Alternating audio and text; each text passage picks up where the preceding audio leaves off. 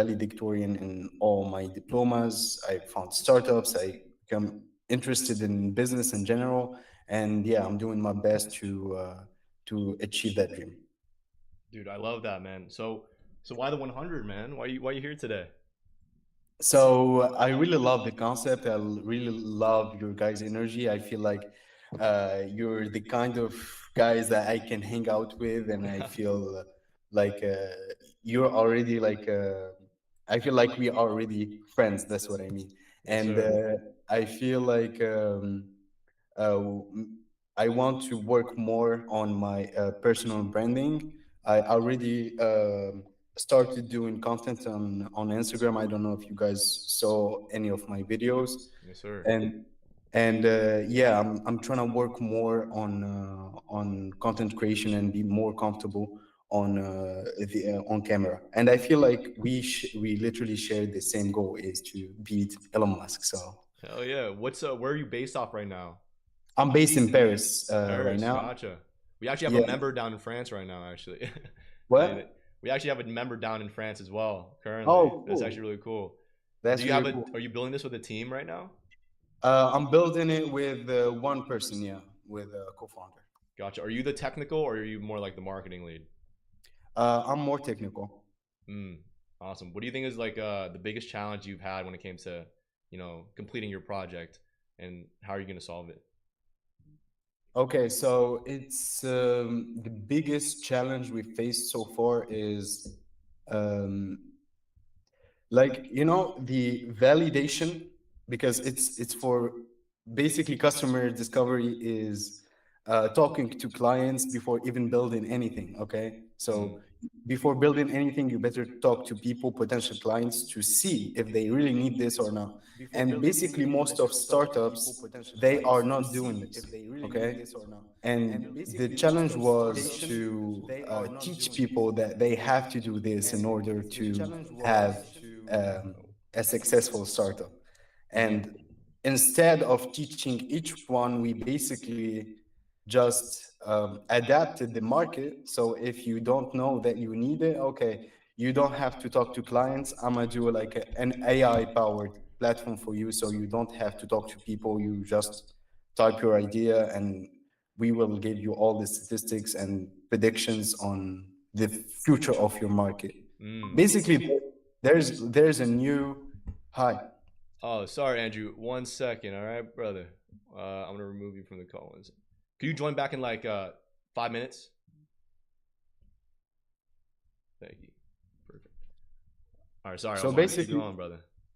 yeah, no worries. There's a startup from YC. They just got accepted. They are Mm. doing something similar to us, but in another niche. Yes, sir. Okay. What's your biggest competition right now? Like, is there someone like already doing it? Uh, there, well, in the market of entrepreneurs and early stage entrepreneurs, Yeah. there's not really a competitor here. But in validation in general, there's Dovetail. It's Mm. yeah, it's a very big company. But I mean, that's a good sign. That means people are paying for this shit. So Awesome. Well, I appreciate your story, brother. I really appreciate your time, man. All right. thank you so much. You have a Thank you great so rest much. of your day. Okay. See you too. See you. Perfect.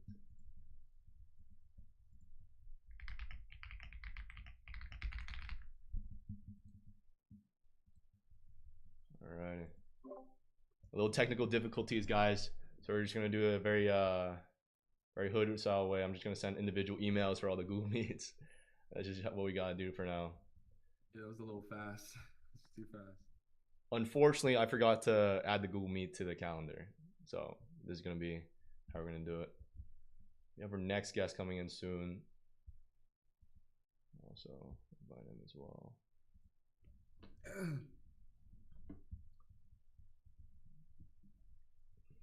You see the chat? Hmm? Fam? What? You see the chat? Yeah. Yeah. See. Let's see here. I like the story though. So you guys kind of missed like half of it, but He's building like an AI infrastructure as well, an app. It's pretty cool, and he's down in Paris. Oh, nice. Yeah. Wait one sec. Here, let me add the next guy.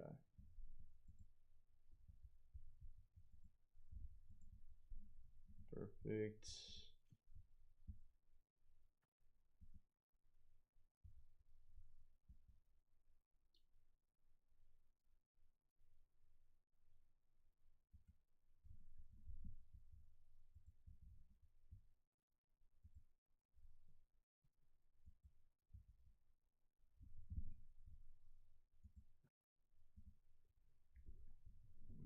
Let's see if Andrew joins back. Yeah, I have to send individual emails now because we forgot to do the Google Meets, but that's all right. Still kind of works out.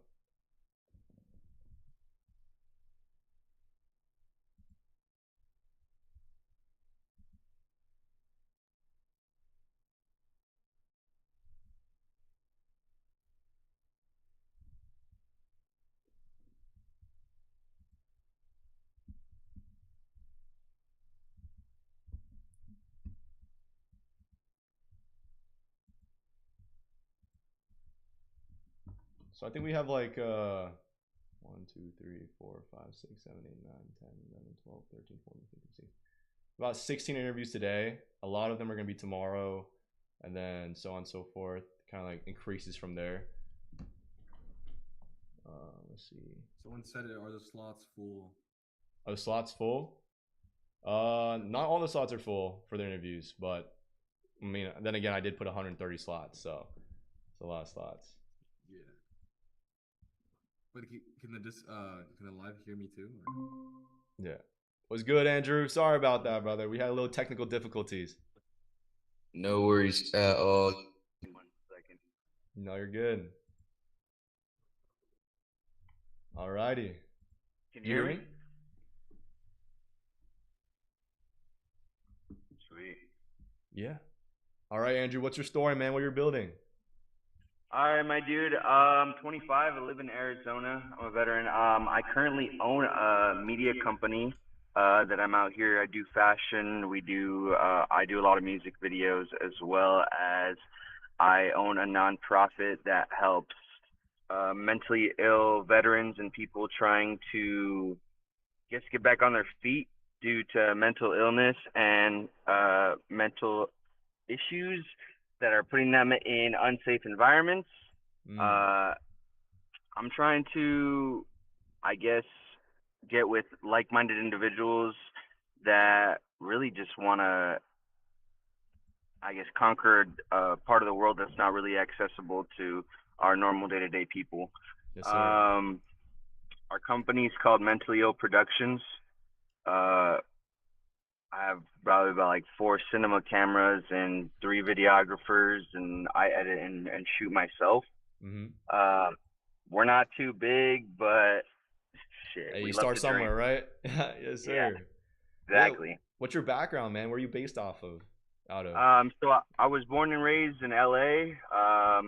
Kind of branched out here to come to school. I do film school out here. But yeah, I was born and raised in LA, and I have family out there, so I come back and forth all the time from Arizona to Cali. Oh, there we go. So you're used to like the heat then, and down in Arizona. Absolutely, yes. Are you doing this with what's your team looking like, I guess? I work with one of my best friends. She's super supportive. We run the company together, as well as she runs more of my fashion side. She's in love with being a designer. But we co-own this together. I do have a bunch of models. I do have a bunch of actors. I have my camera guys. They're awesome.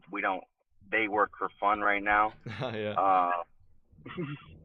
But we're a super tight team of probably, I'd say, like 5 to 10 people.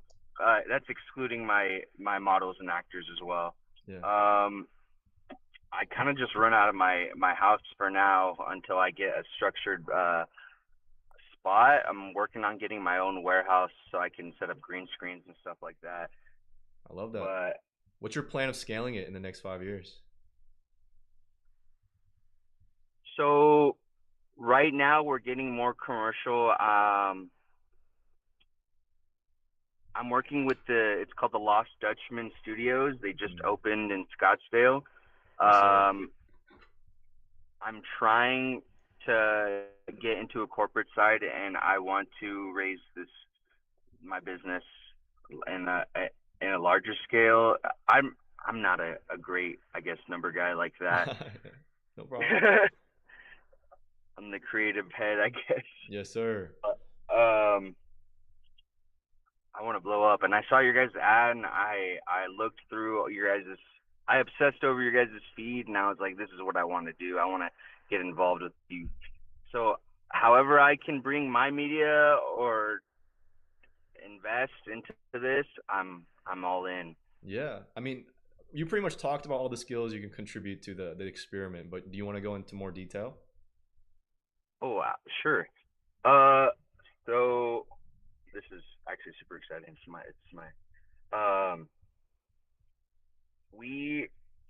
I am personally open to edit content, record, produce higher quality imagery as well. I have a developer. He runs all of our websites. He runs our social media analytics. He runs all of our technical stuff. He works. I do have him under my payroll. I'm willing to use those as well. Any resource I have, I'm willing to put up. That would be hardware, softwares. We have an investment portfolio that I'd have to talk to my partner on what we could do with that. As well as all like project management, whatever I can do. Honestly, I'm just excited to be involved. Yes, sir. Have you been building business for a while, or is this kind of like the main venture? I have. I've had one business beforehand. We called Zodum Coding. While I started college, we would build websites. But this Mentalio Productions, we've been in play for about half a year. I just got out of the military, and I pretty much dumping my VA business loan into this company. Gotcha. Hey, I appreciate you, Andrew. I think we have a next call coming soon. But you have a great rest of your day, okay, brother? You too, man. Hopefully we're in touch. Yes, sir. Love that guy. Great energy. All right. Perfect. Invite him to the call real quick.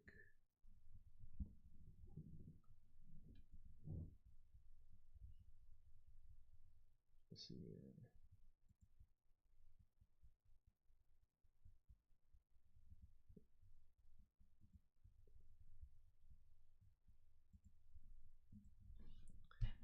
Also, guys, I'm also writing notes on everybody, so don't worry. Hey, John, how you doing? Yo, I'm good. I'm good. How about you? Doing good. Is your camera supposed to be black? Yeah, I'm trying to get it sorted right now, but for some reason it's not working, and I don't know why. No, you're good, brother. Hold on. There we go. Can you see me? Yes, sir. I do. All right, let's get right to it, man. Where are you building, and where are you from? Well, I'm from the UK. I'll start with that. I'm a student, third year, and I am building an app called Social Flies, which I like to describe as the Deliveroo of finding adventures. Basically, the premise of it is an app where you can find people who are interested in like the same activity as you.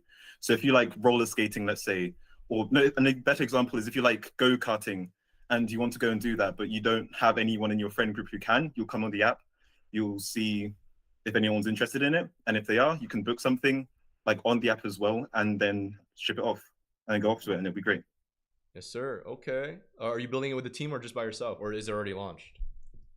It's not launched. I'm building it with a couple of my friends.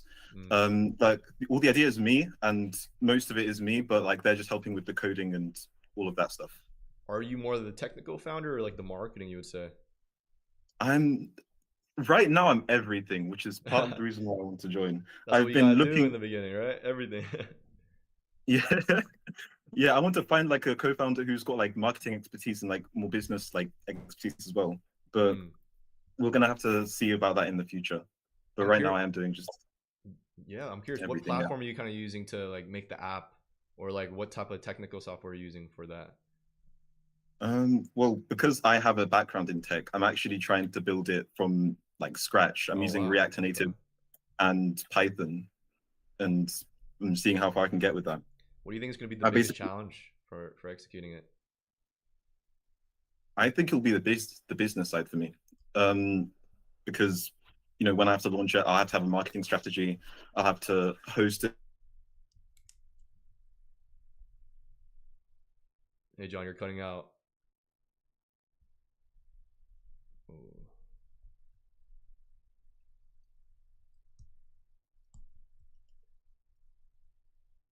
Hello?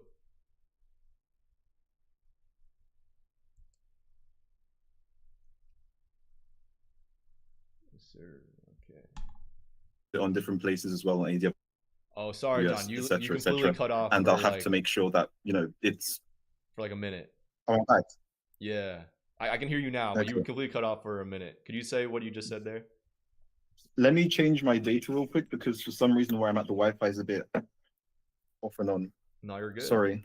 It's totally fine, bro. But basically what I was saying is that the biggest challenge would be actually launching it and getting the right marketing and the right timing.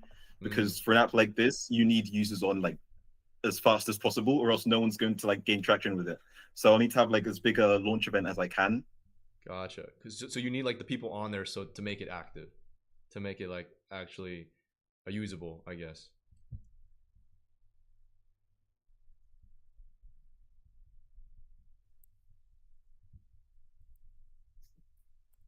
Hello? Can you hear me? Hello? Yeah, I can hear you. Okay. Oh, no, I was just kind of confirming what you were saying. Like you need users in order to make like the community aspect of your app going, right?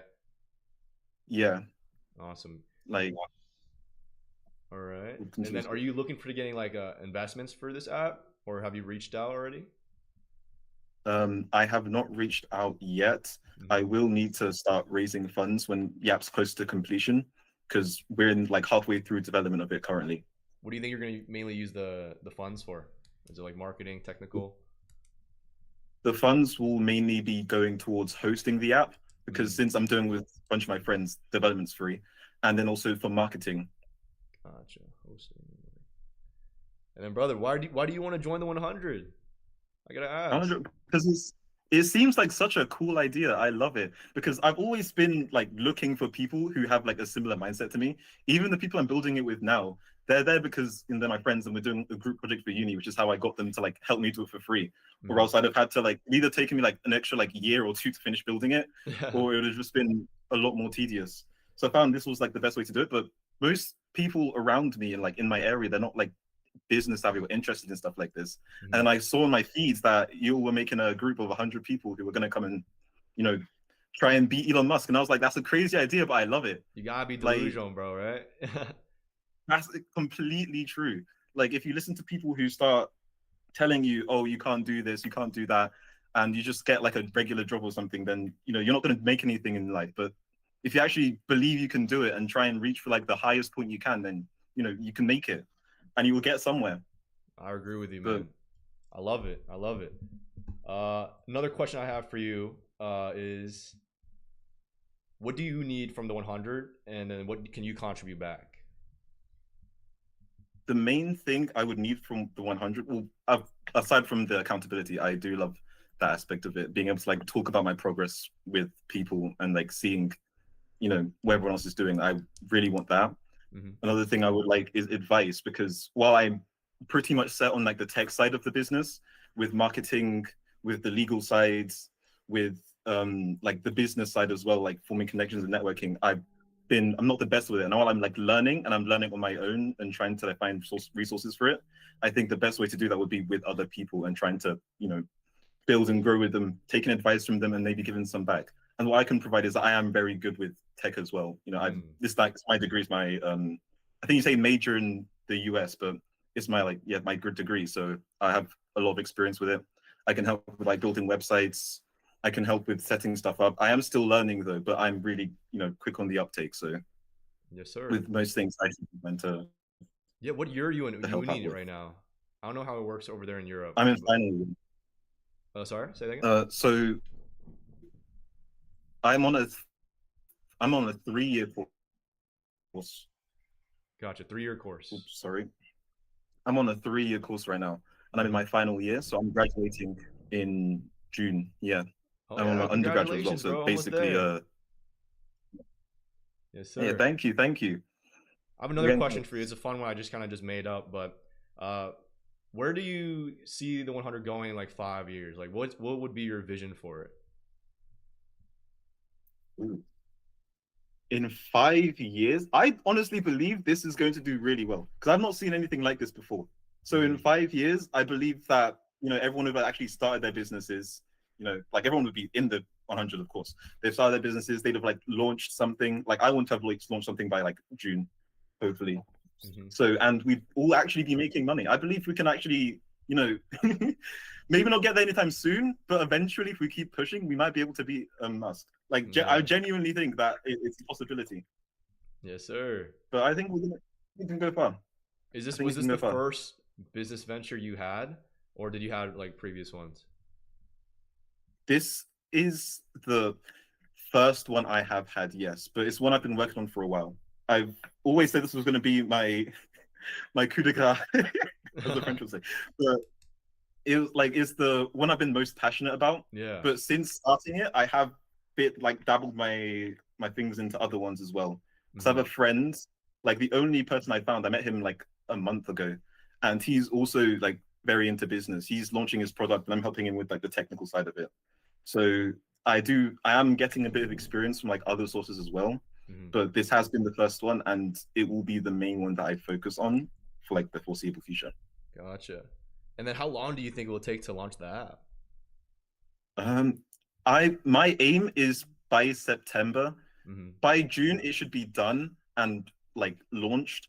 By September it should be fully up and running. I have a whole like plan for it. Yeah. Because for how the app's going to work is that it's going to be targeted at unis first, since that's the best place for like community. Most people like want to go out and do stuff at uni. So if we have like a launch event or something at a bunch of different unis and like collaborate with a bunch of different like businesses in the area who have activities that they'd want, then that'd be great. So maybe by September we should have officially launched. By like June to July, like a soft launch, ideally. Yeah. And then I know you're a busy guy. You do uni, and then you're also doing your startup as well. How many hours do you think you can like contribute to the 100 community and our like general meetings on Mondays, collaboration, making content, stuff like that? I think I can contribute a lot of hours. I can't lie. Of course, during exams and stuff like that, it would be a lot harder. But generally, it's exam season right now, so yeah, and I finished mine like last week. Yes, sir. Congratulations. Which was thank you. I'm free until January, but outside of that, I think I'm really interested in it. I can probably put in about 15 hours, maybe. Like I don't imagine I would be needed for like 15 hours, but like if it's like really urgent, I'm willing to like make time for it because I'm really like interested in this community and I love what everyone's doing here. Awesome. I love that. Hey brother, we have our next meeting is actually 11:48, so you actually have more time. So I'm gonna keep asking you questions if that's all right with you. That's completely fine. Yeah. Yeah. So I'm gonna just ask you some stress test questions just for fun. When things stop being exciting and you're not seeing results, how do you keep going? One thing. Well, the one thing, because I was a bit like embarrassing to say, but one thing I've done so that I kind of remember what I'm doing and why I'm doing it, because like I've had times where I have like fallen off it for like a couple months. Like I said, I've been working on it for like I think up to a year at this point. I started in about January, and I've had like 2 iterations of the app.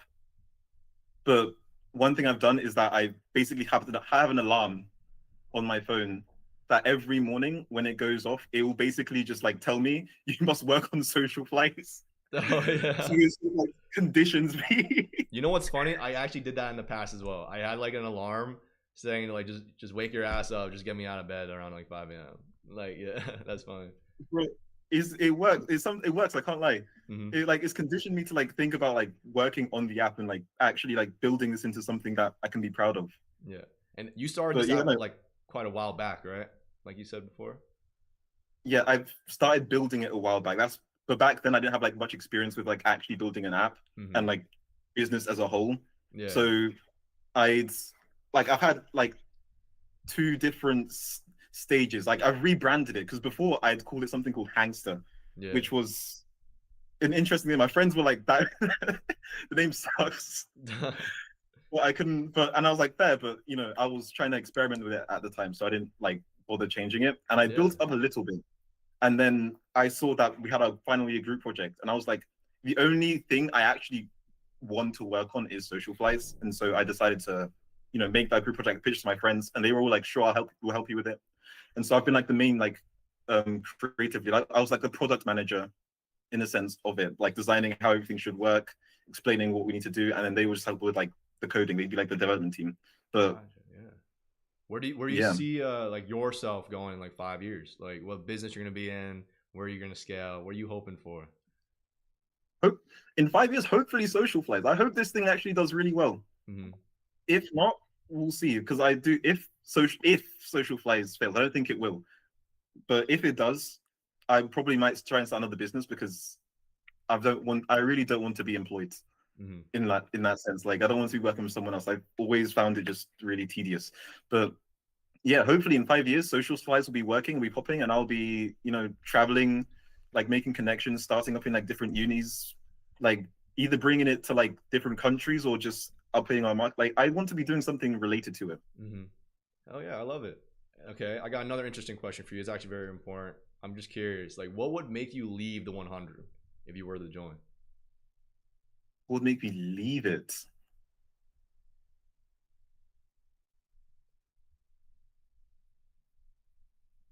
It would have to be it'd have to be a really, really good reason.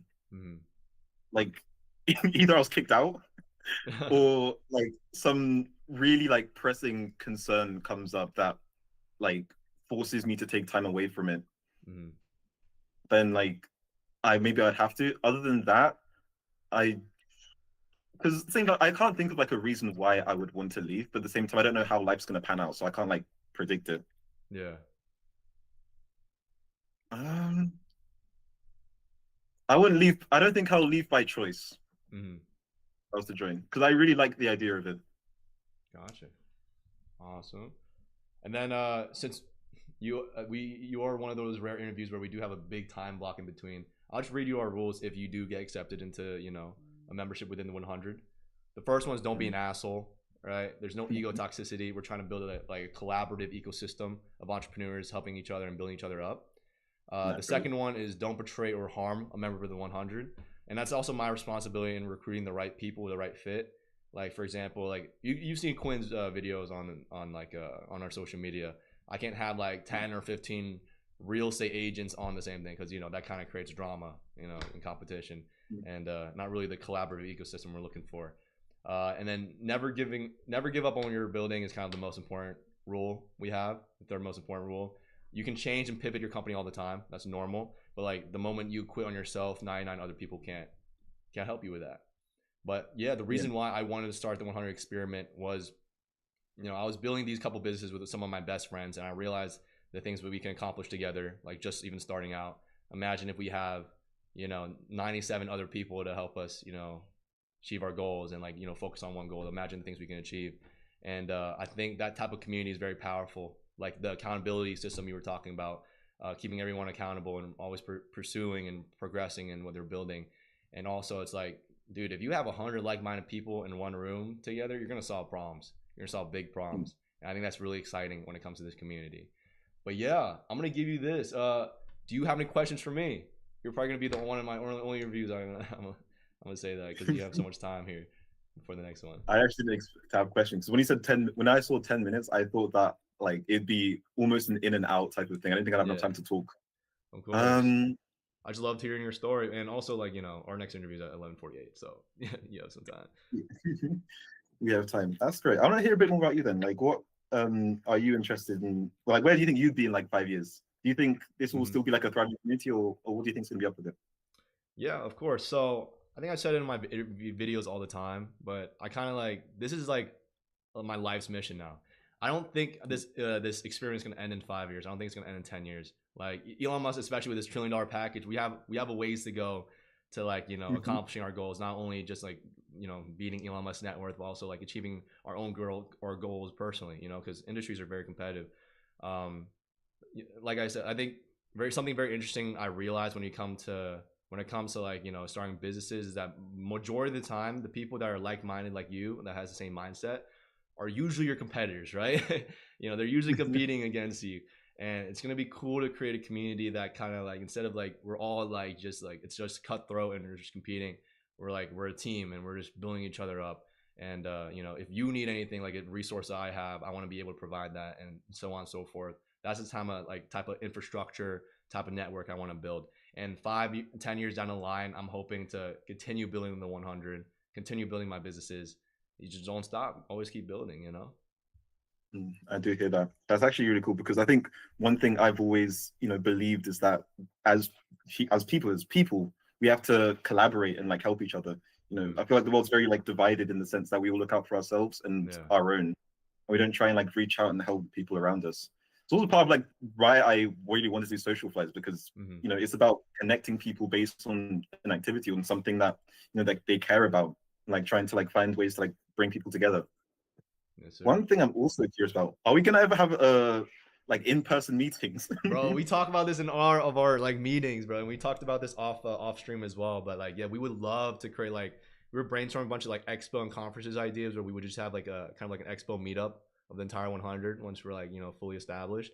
And then that's going to be like an opportunity for us to not only display our businesses and innovation within the industries, we're going to invite people within the community in the cities we like do have an in-person meetup to also display their innovations and businesses and stuff, kind of creating like a mass networking effect, which is really cool.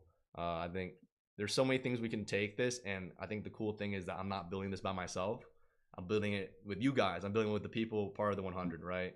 They're helping me build this thing up. I'm not making all the big decisions, which is takes the stress off of me a lot, but also makes the community a lot more better in that way. I definitely feel. So I'm excited, bro.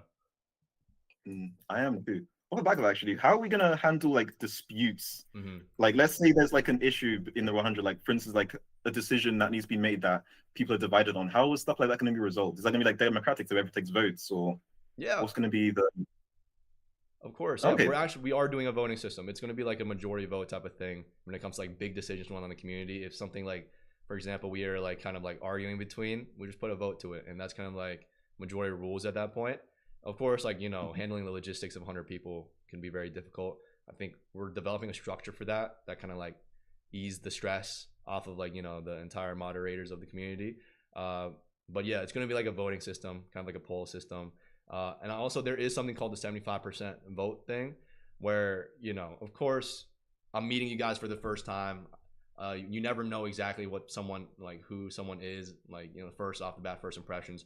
And so in order to keep, we have something called the 75% rule, where if any of the rules are broken, like, you know, we would have a process to vote. If 75% of the community votes you out, then, you know, we'll proceed from there. So we have like a structure going on with the experiment to make sure everyone's like active and like actually like, you know, actively being a part of the experiment itself. But it's going to be interesting how that plays out. Yes, sir. Hey, John, I appreciate your time, bro.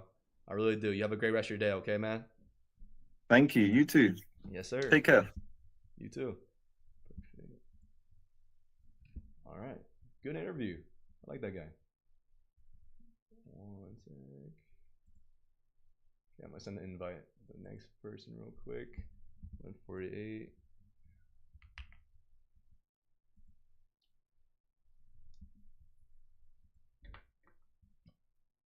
Ryan, are you still in the Discord?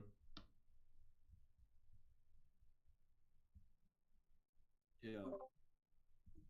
Oh, okay. Is the stream going good? Is it smooth? Yes, chill. I mean, it picks up the cutouts, but. Huh? You said what? Oh, it's good. Oh, it's good. I've just been texting in the chat for any questions people put it. Perfect. Yeah. Hey, how's it going, Courtney? Hey, I'm doing great. Yeah. Yeah, we'll just get right into it. Let me just set up your notes sheet real quick. Okay. And awesome. Let's get started. So, what are you building? So I own a tree care company, actually. A treatment company? Yep. Gotcha. Yeah. And so we manage, sorry, hold on one second. No, you're good. Manage easements for electrical utilities. Mm-hmm. Like high lines and stuff, like trees and vegetations, cause electrical loss.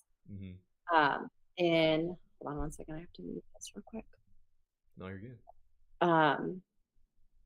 Yeah, that's what I do. I've been doing it for 10 years. Wow. Did you Um, start by yourself?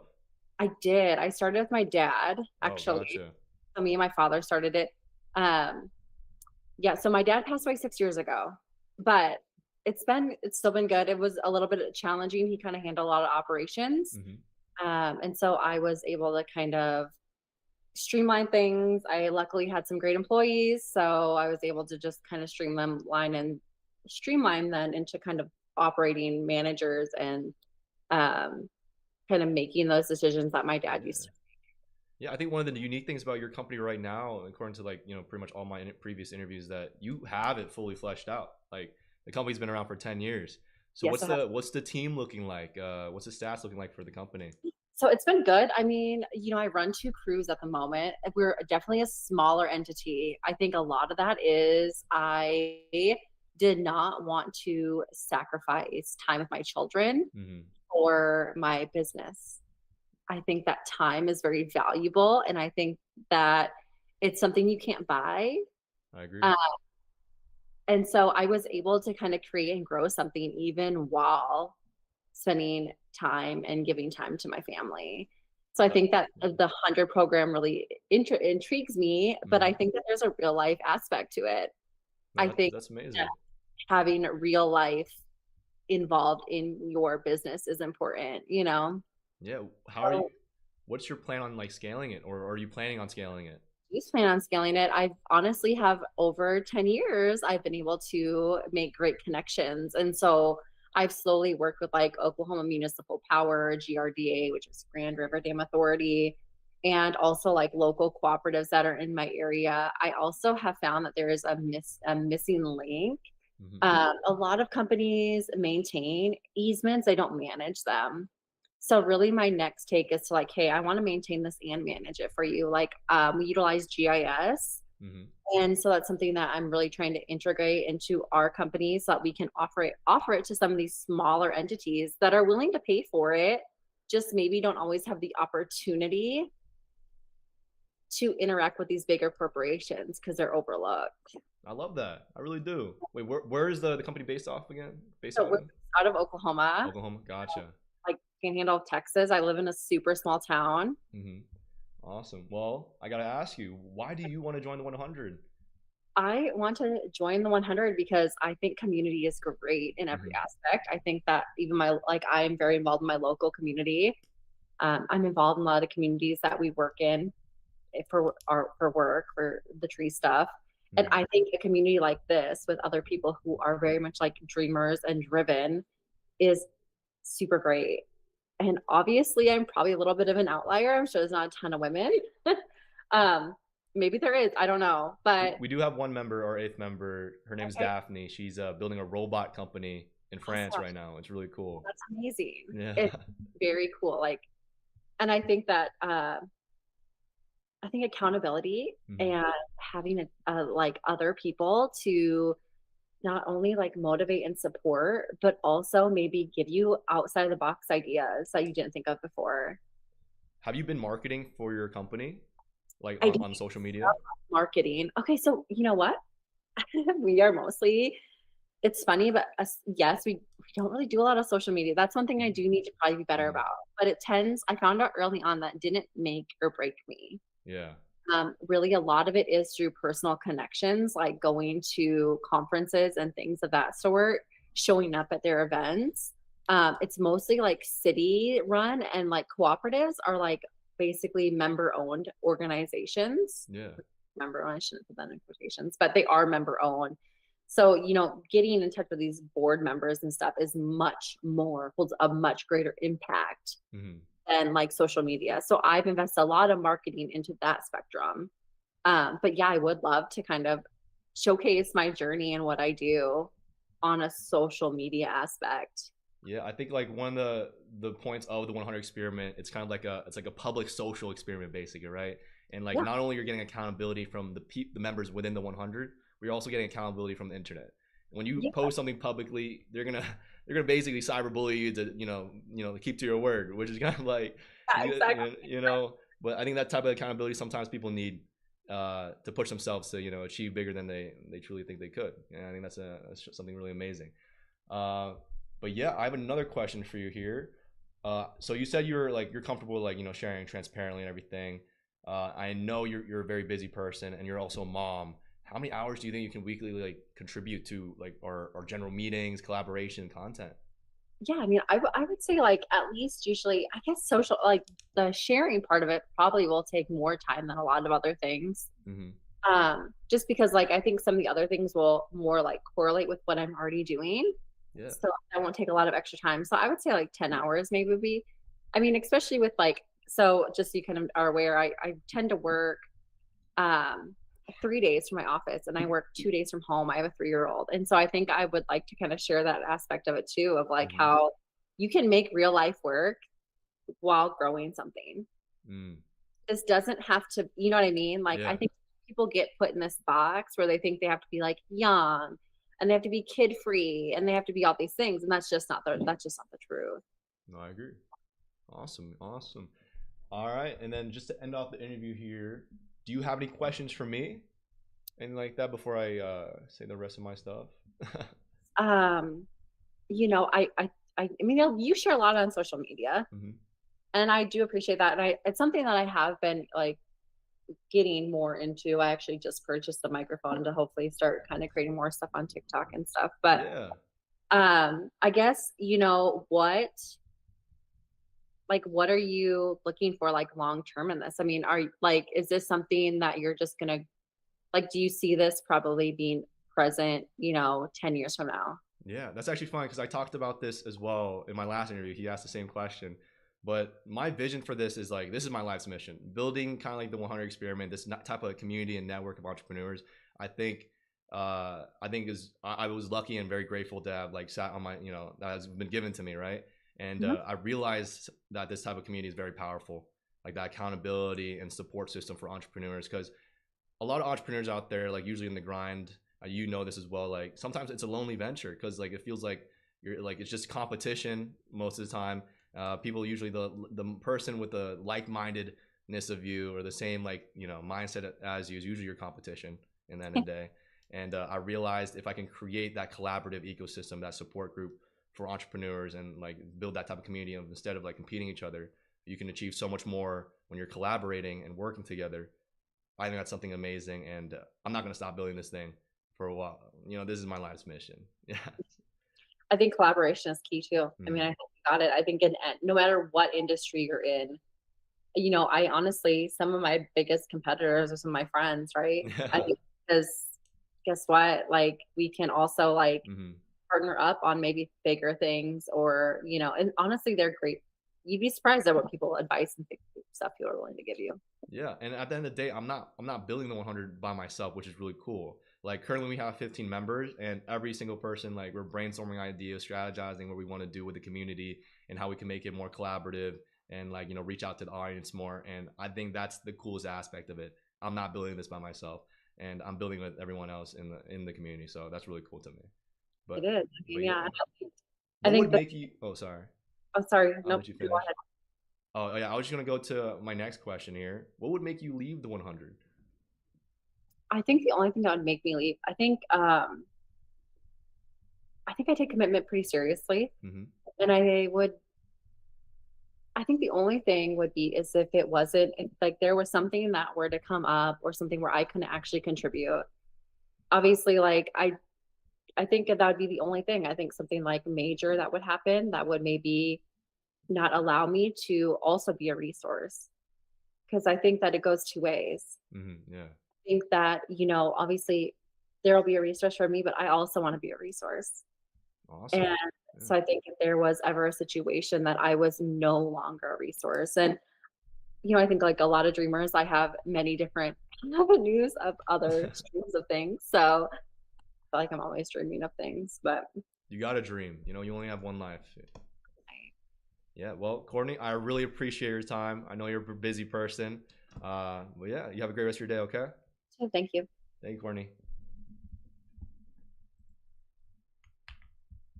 Perfect. It's going pretty smooth so far. Not too bad. Except for the beginning, it was a little rough with all the technical difficulties, but we should be good now.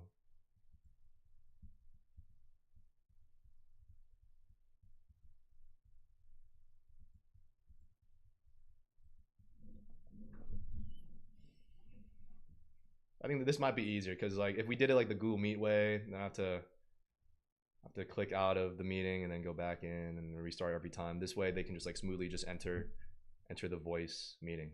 What do you think, Ryan? Or I'm talking to myself. It's okay. It's good. Yeah. Oh, it's good. Okay. Yeah, I'm just answering the questions. Oh, perfect. Yes, sir. So the next one is Tahi Eastwood. His interview's at 12, so we have like 4 minutes. I did tell him to come 5 minutes early, but it's all good. It's all good.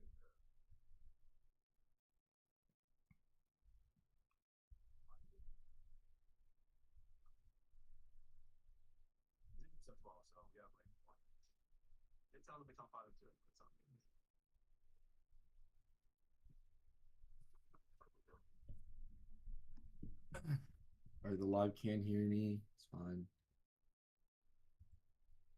Because you're my desktop audio. That's fine. Yeah, just don't say anything crazy now. Well, they won't hear me anyways, so it's true. Oh wait, they can hear me. Yeah, you're on Discord. I was about to say. It's fun though. Like I love getting to meet people and like hearing out what their like businesses are and what they're building. It excites me. It just motivates me just to keep building. Like right after all these interviews, guys, I'm not gonna lie. I'm just gonna start building. Actually, I might work out first because I've been sitting on the chair the whole day, and then I'll start building that up again.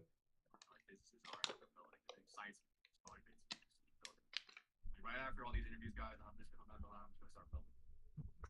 Actually, I might work out first because I'm sitting on the chair. Then I'll.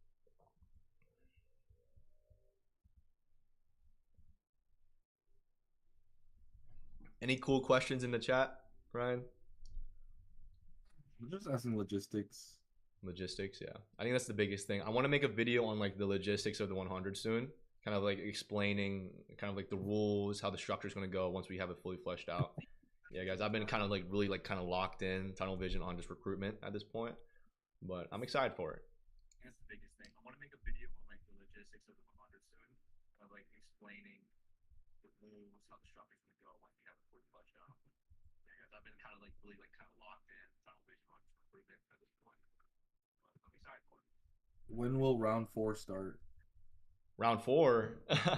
Round 4 is basically just the completion of the 100. Or wait, are you talking about like the next interview? The next interview is supposed to be at 12. The next interview is supposed to be at 12. I'm just saying questions. Huh? How many members? I'm just telling you the chat questions. Oh yeah, no, you're good. How many members are in so far? Currently 15 members right now, guys. It was really good. It's very international. We have people from Canada. We have people from France. It's really cool. Building very interesting stuff too. I think we posted our 7th member from Canada, Laksh, recently. It's building like AR, VR goggle technology, which is very, very, very cool. Building very interesting stuff too. I think we posted our 7th member, Canada, Laksh, basically. Alright, I'm gonna just send it one more time just in case. Just in case you didn't get it. How do I know if I get rejected or not? Well, brother, there are like a lot of applications in there, so we can't, logistically, we can't reach out to every single person. So I guess like the most 100% solid answer is like when we finish the 100, because like I said, we are constantly looking at the applications. That's kind of like our main source of these interviews. And so I guess once 100 is fully fleshed out, that's kind of like, yeah, once we recruit everybody. But we're gonna keep looking at it. So When will you complete the 100? oh, hey, how are Hey, you hey, doing what's up? today? I'm doing good. How do you say your name, brother? So I don't chop it up. Tie hay. It's Tai like Hay. tie your shoe, hay is for horses. Gotcha. Yes, sir. Well, appreciate you taking time with us today. What you building, man? Thanks for having me. Yeah, so what we're doing right now is we're building Archangel, which is a startup. We're focusing on patent automation because we've worked with a lot of founders, and one of the biggest issues that they've had is when they're trying to raise venture funding and going to investors, they have a hard time saying, "Oh, here's my IP, here's how I'm going to go to market." Investors will be like, you want to make sure that your product is actually protected. But when you want to get a patent, you have to go to a lawyer and then spend $10,000 to $50,000. And that's something that most founders can't afford. So what we're doing is lowering that price point to $500 just to get your first patent pending with a provisional, and then $5,000 for a non-provisional. So really cutting down that cost and automating that process. We actually just launched about 2 hours ago Wow, congratulations. to our mailing list. So thank you.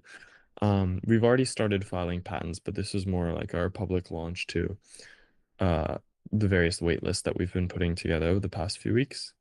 And so yeah, hopefully we'll start filing hundreds of patents. Yes, sir. Is the platform people interact with, is it like a website or an app? Like how can Yeah, they so access it's the patent automation? yeah, if you go to archangel.ai, Mm-hmm. so here I can send you the link on so you can check it out. Yeah, I would love to see it. Appreciate Um, it. yeah, I just sent it in the chat. Then you can check out our website and sign up for an account. You can even file a patent right away if you'd like. But the way that you interact with it is just input a bunch of information on the platform, and then we'll schedule a call with you and send some follow-up emails just to get your identity verification, and then that's all we need to do, and we'll file the rest of the patent for you. Oh, gotcha. Are you gonna scale this to like, do you do like trademarks too, stuff like that, or is it just kind of patents? Yeah, so we wanted to start with patents because it feels like the largest issue for founders. Yeah. But we've had a few founders already approach us being like, hey, could you do trademarks as well? Hey, could you do copyrights as well? So that's something that we're definitely going to expand into. What's your team looking like, bro? Yeah, so right now it's just me and my co-founder. Mm-hmm. His name's Shrikar. I'm the technical co-founder. He's the non-technical co-founder. We've been working on Archangel for a while now, but this is a really recent pivot. Gotcha. So up until this point, we raised $50,000 over the summer in a F&F round. And so we're currently valued at $7 million.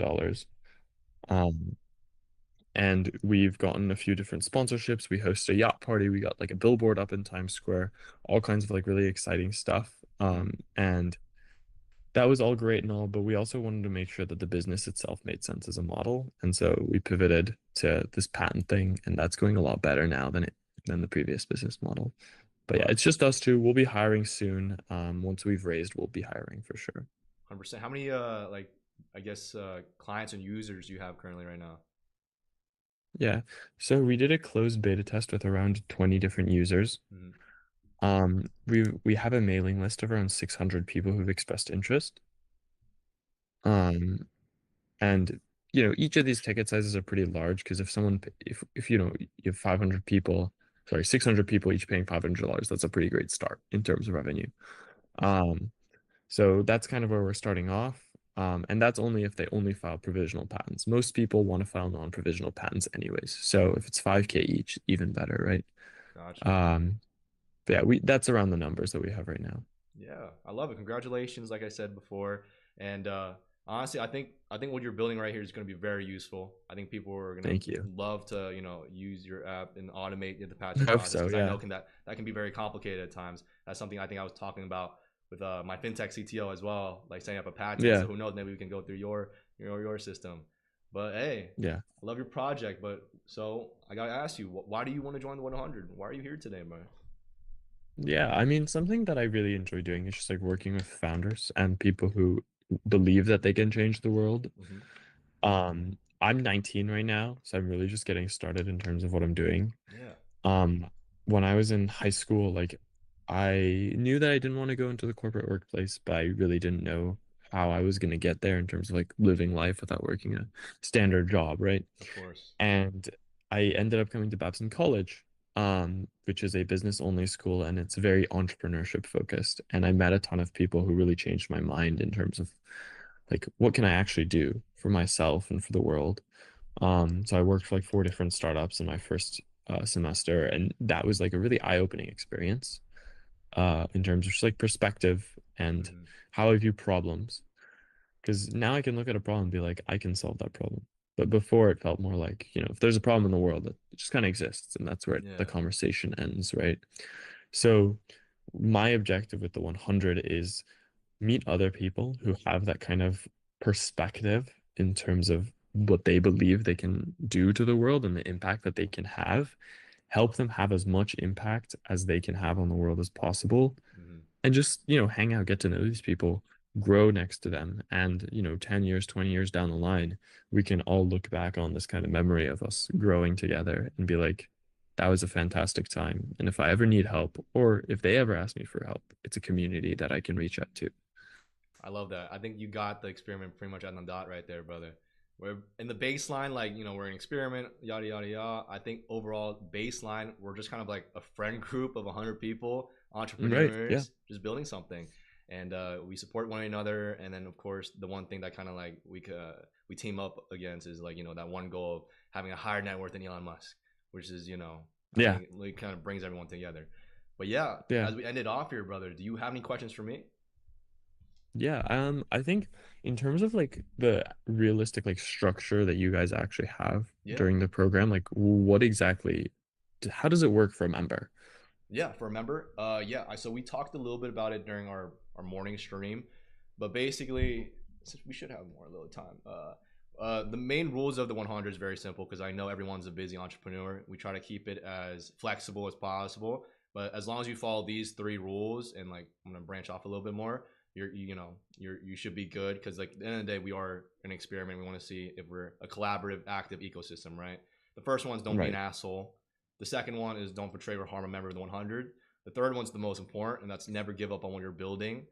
If you can pivot, you can change companies all the time, but the moment you quit on yourself, 99 other people can't, help you out. And then we have like a Yeah. 3 branches of commitments that we have like weekly and monthly that we would have you guys do. The first one's like literally once a week, do like a quick 5-minute update either on the Discord or on our Quant 100 site about wins, losses that you had during the week. That kind of keeps everyone accountable and making sure everyone's like active in the community. The second main thing is just a monthly net worth check. So we're gonna have like this cool live event every month where we would have like we would launch what's our like new net worth for the month, or like any updates. Is it up more or is it even down? I think that's gonna be a cool thing for the community to be more involved in. And as long as you update your net worth every month, that's really important. And then the third one is just be interactive in the community as much as you can. And as long as you follow those 3 basic minimum rules, we should be good because we don't want people just kind of like joining the community and just like ghosting everyone, and be deadpan. Right. That's not the point, and that's why we have something called like the 75% rule structure, where if you are inactive and you do break any of the rules, we go to 75%. If 75% of the community votes you out, then we'll proceed from there. But yeah, that's kind of like the baseline structure. We're also like of course brainstorming and strategizing the rest of it with our current 15 members as well. But that's kind of like the Yeah. baseline rules of everything. So in terms of day to day, it's mainly focused on these weekly and monthly meetings and just like checking and keeping each other updated in the loop about what you guys are doing. Of course. And then like throughout the week, we have a lot of content and collaboration ideas that we can have with the rest of the team. And I want to have like kind of like a natural system where people are just like reaching out to each other. And we're already doing that with the 50 members of us. We'd be hopping in on Discord calls, talking shop, spreading ideas, giving each other's advice, and helping each other on projects, which was really cool. And Yeah. imagine that with like 100 people. That's going to be amazing. Oh, definitely. I think it's super exciting. Something I really wanted to do is just build like a founder community. Yes, sir. It's obviously a lot more difficult Yeah. than you can say it. Like, Of course. I kind of realized like when it came to starting it, it's like it's much easier to say I'm gonna recruit 100 entrepreneurs than actually do it. And yeah, that's one of the biggest challenges I've learned. right. But hey, you just take it one step at a time, Yeah. All right. And Yeah. I guess last question. If Yeah. we have until 2:12, correct? Yeah. Oh, yeah. Okay. 12, yeah. Over here. Yeah. Or oh yes, I'm in Eastern time. Um, last question. What's your favorite part about being part of the 100? My favorite part about being part of the 100 is definitely the accountability system. Every time I see these guys posting their check-ins, their updates on the Discord, or we talk about it, it just gets me excited every day to keep building and keep pushing on. I started this challenge with two of my co-founders for my companies, and I realized how much we can do with the three of us. Imagine if there was 100 of us. And those guys motivate me every day to keep working and working hard. And I think that's the community aspect is something I'm very excited about. Yeah, yes, Yeah. sir. All right, I appreciate you, brother. All right, Right. you Yeah, were thanks for young. calling. Really appreciate it. Of course, you're young, you're ambitious, and you have a lot of things going. We'll be in touch. All right. All right. Have a great day. See ya. You too. Perfect. Just in time. Okay.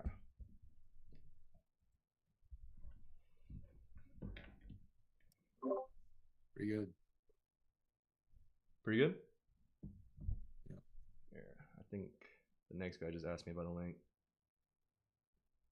They just sent a link.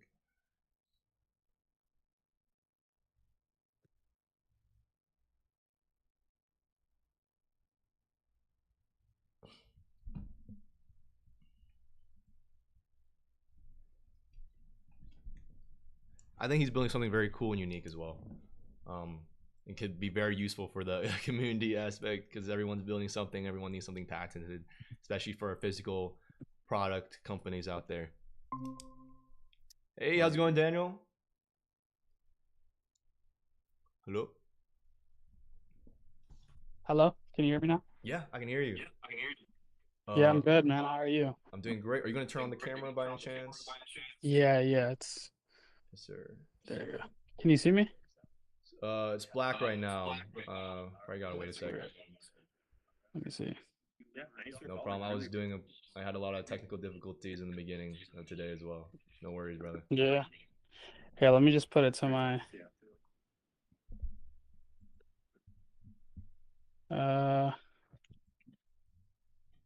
okay, what the hell is that? Okay, there you go. Awesome. Yes, sir. All right. Well, I appreciate you taking the time out of your day to join us today. Absolutely. We'll get right to it. What you building? So right now I'm building what I call the Fixie Revenue OS. So essentially it's not like I'm building systems with AI. So it's a complete revenue operating system designed to replace humans. Do you want me to show you, like share my screen or just go over Yeah, if you want. Okay, let me do that. Yeah, so here I will have one of the 7+ workflows. So it's a multi-workflow automation system that operates in sync to handle a business's entire front-end infrastructure. If I can just pull this up. I got like 1,000 tabs open, my bad. No, you're good. I also have 1,000 tabs open right now, so. Okay. Just open another one. There it is. All right.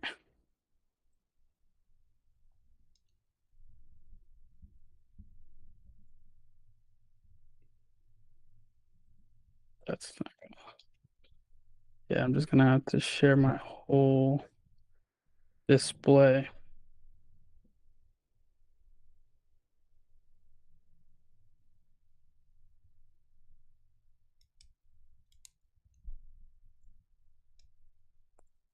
All right, what the hell is going on? Yeah, no, you're good. Just let me know if that's working, and then also you could also just explain it if you want. Yeah, it's looking like that's kind of okay. Can you see my screen? Yeah, Finally. I kind of see. Yeah, I see your All screen. right, cool. Yeah, so this is essentially one of the workflows. And just to give you some kind of back end, right? So I basically realized that businesses are trading time for money. Gotcha. And this system basically allows them to take themselves out of it. So this one specifically, it's like the front end that answers calls instantly, SMS, emails, manages lead forms, web chats, long-term follow-up, review requests, database reactivation, data entry, and even autonomous sales training. So on top of that foundation, what we do is we'll layer custom builds on top of it so that, specific to each client's bottleneck, ensuring we plug every single revenue leak in the company. So it's not just a tool, it's like a 24/7 machine that executes the work of like a 10-person team without all the payroll. Gotcha. What's your team Yeah. looking like? How did you build this? Are you the main technical guy? Yeah, I'm the main technical, the main everything, the main sales guy, so it's just me. Oh, okay. Yes, sir. Did Yeah, you build yeah. this all on So I'm work- N8N? Yeah, yeah. So and then you see a couple HTTP requests. So I build with N8N, and then I use some other tools like 11 Labs, Go High Level as kind of like the hub for everything. Got some Google Sheets in here just for organization, and then some of the other workflows they'll pull from these Google Sheets. So essentially, it's all connected. Gotcha. How are you gonna package this for, I guess, the normal everyday user? Yeah. So this is actually what I've been working on. Mm-hmm. Pretty much just gonna show you. So this is kind of how it'll go, right? Yeah. Recover 25 to 100K in lost revenue in the next 90 days. And realistically, this is so conservative. I talked with a lawyer and we're kind of in talks now, but he said he doesn't need AI in his business. And then after kind of running his discovery call, we realized he was losing over $1 million every single month in lost revenue from not having automations. What do you think is 'Cause the main thing people need automations for? really to remove themselves out of the business. Like a lot of people are working in the business instead of on the business. So this allows you to kind of take that step back and really see, because this will handle all of the leaks, right? But then you'll kind of have a different perspective on seeing where you can actually start scaling. So I think that's the main thing. This allows a business to scale, right? It gets it kind of situated to that point where they can start looking into the future rather than just handling all the day to day. And is this like completely launched? Like I can use it right now? Yeah. I mean, yeah, Yeah. you could. Obviously, I would have to integrate it into your business, connect it with your tools, use your calendar and stuff like that. But it's essentially ready to go. I've been working on this for a few months now. Gotcha. And then you said you currently don't have any clients right now, but you're in talks with the lawyer guy. Yeah, yeah. I'm in talks with I've been doing insane outreach. I've had one-offs where I'll kind of like use somebody as a case study, more so with just showing what I can do from an automation standpoint, not necessarily with the actual, I would call this kind of like a productized system where I'm selling one thing rather than coming and saying, hey, how can I help you? Like, what are your bottlenecks? Like this is more so coming in with a structure rather than just kind of, handling it off of the fly, which I enjoy, but it's not scalable. Well, how are you going to scale this? What's the plan? Yeah, so my plan right now is to run ads, continue my outreach. I'm sending about 1,500 emails a day. I'm going to networking events. I'm meeting other business owners that may be of use, that this may be of use to. Yeah, I mean, I'm cold calling. I'm really doing everything that I can. It's kind of like blunt force with strategy as well. Yes, sir. Best of both worlds kind of thing. I love it. Yes, sir. Then I guess my next question right now is what do you think is the biggest challenge you're facing right now when it comes to, starting your business? I mean, when it comes to I feel like what I need more than anything is kind of like that network, right? And that's what I've been seeking, right? I mean, even if we think about Elon, right? He didn't build Tesla alone. He leveraged his network. True. So even just seeing you guys' mission and the main thing is like I put it in that perspective. Like even Elon didn't do it alone. You know what I mean? So I think that's really the main thing. Are you gonna for recruit me. a team then to expand, like hires? Absolutely. I don't plan to do this kind of like on my own forever. It's so I have a network of developers that I trust that I haven't been using because I've had the actual bandwidth to be able to do these builds and kind of work on my craft. But when I'm scaling and I'm getting more leads than I can handle, that's when I'm gonna start, um, using my developers, hiring setters, hiring closers. But I also wanted to be able to do everything before I hire people. Like as far as like, especially this early on, it's like I can't hire somebody and train them on a standard that I haven't set. You know what I mean? Yeah. So that's kind of where I am, and I'm also learning to become that salesman for my business. Of You know what I course. mean? Yes, sir. I love it. I know the field or sector you're in is very competitive because I think there are a lot of like AI automations for businesses out there. Who do you think Yeah. is your main competitor right now, and how do you differentiate yourself from it? So when it comes to competition, there's really no household name for automations. Yes, you have, Go High Level that does automations. I mean, people can go on N8N and build their own automations. I feel like what differentiates me is I come at it from a uh like an understanding of operations, right? So I've ran a business before, so I know what operations look like. I've worked for businesses, being able to kind of look behind the curtain and see how things go day to day. So a lot of these automation guys, they may not have that. And then when you're looking at these bigger companies like Go High Level and stuff like that, they're selling you cookie cutter templates. There's nothing custom to it, right? So it's not something that's tailored specifically to your business. Versus Revenue OS, as I'm plugging things in, we're doing an infrastructure audit and seeing where automation makes the most sense for you and focusing on that. You know what I mean? So I feel like the custom aspect is what differentiates me for sure. Gotcha. Perfect. And then, yeah, well, I think you're doing really good stuff with your business. I gotta ask you, bro, why are you here Yeah. today? Why do you want to join the 100?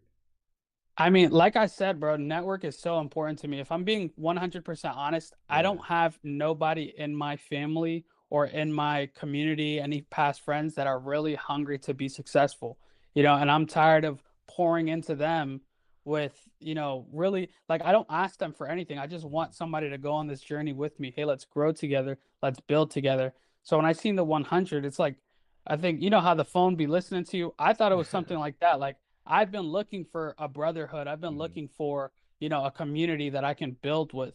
You know what I mean? And obviously, with that comes, mutual benefits. But even at the bare minimum, I mean, just having people that, you don't have to kind of dial it down for. You could actually Yeah. be yourself and you know what I mean? Because you go around some people and you tell them your dreams and they look at you crazy. Like, you know what I mean? And I'm tired of that, I you love know? that. Yeah.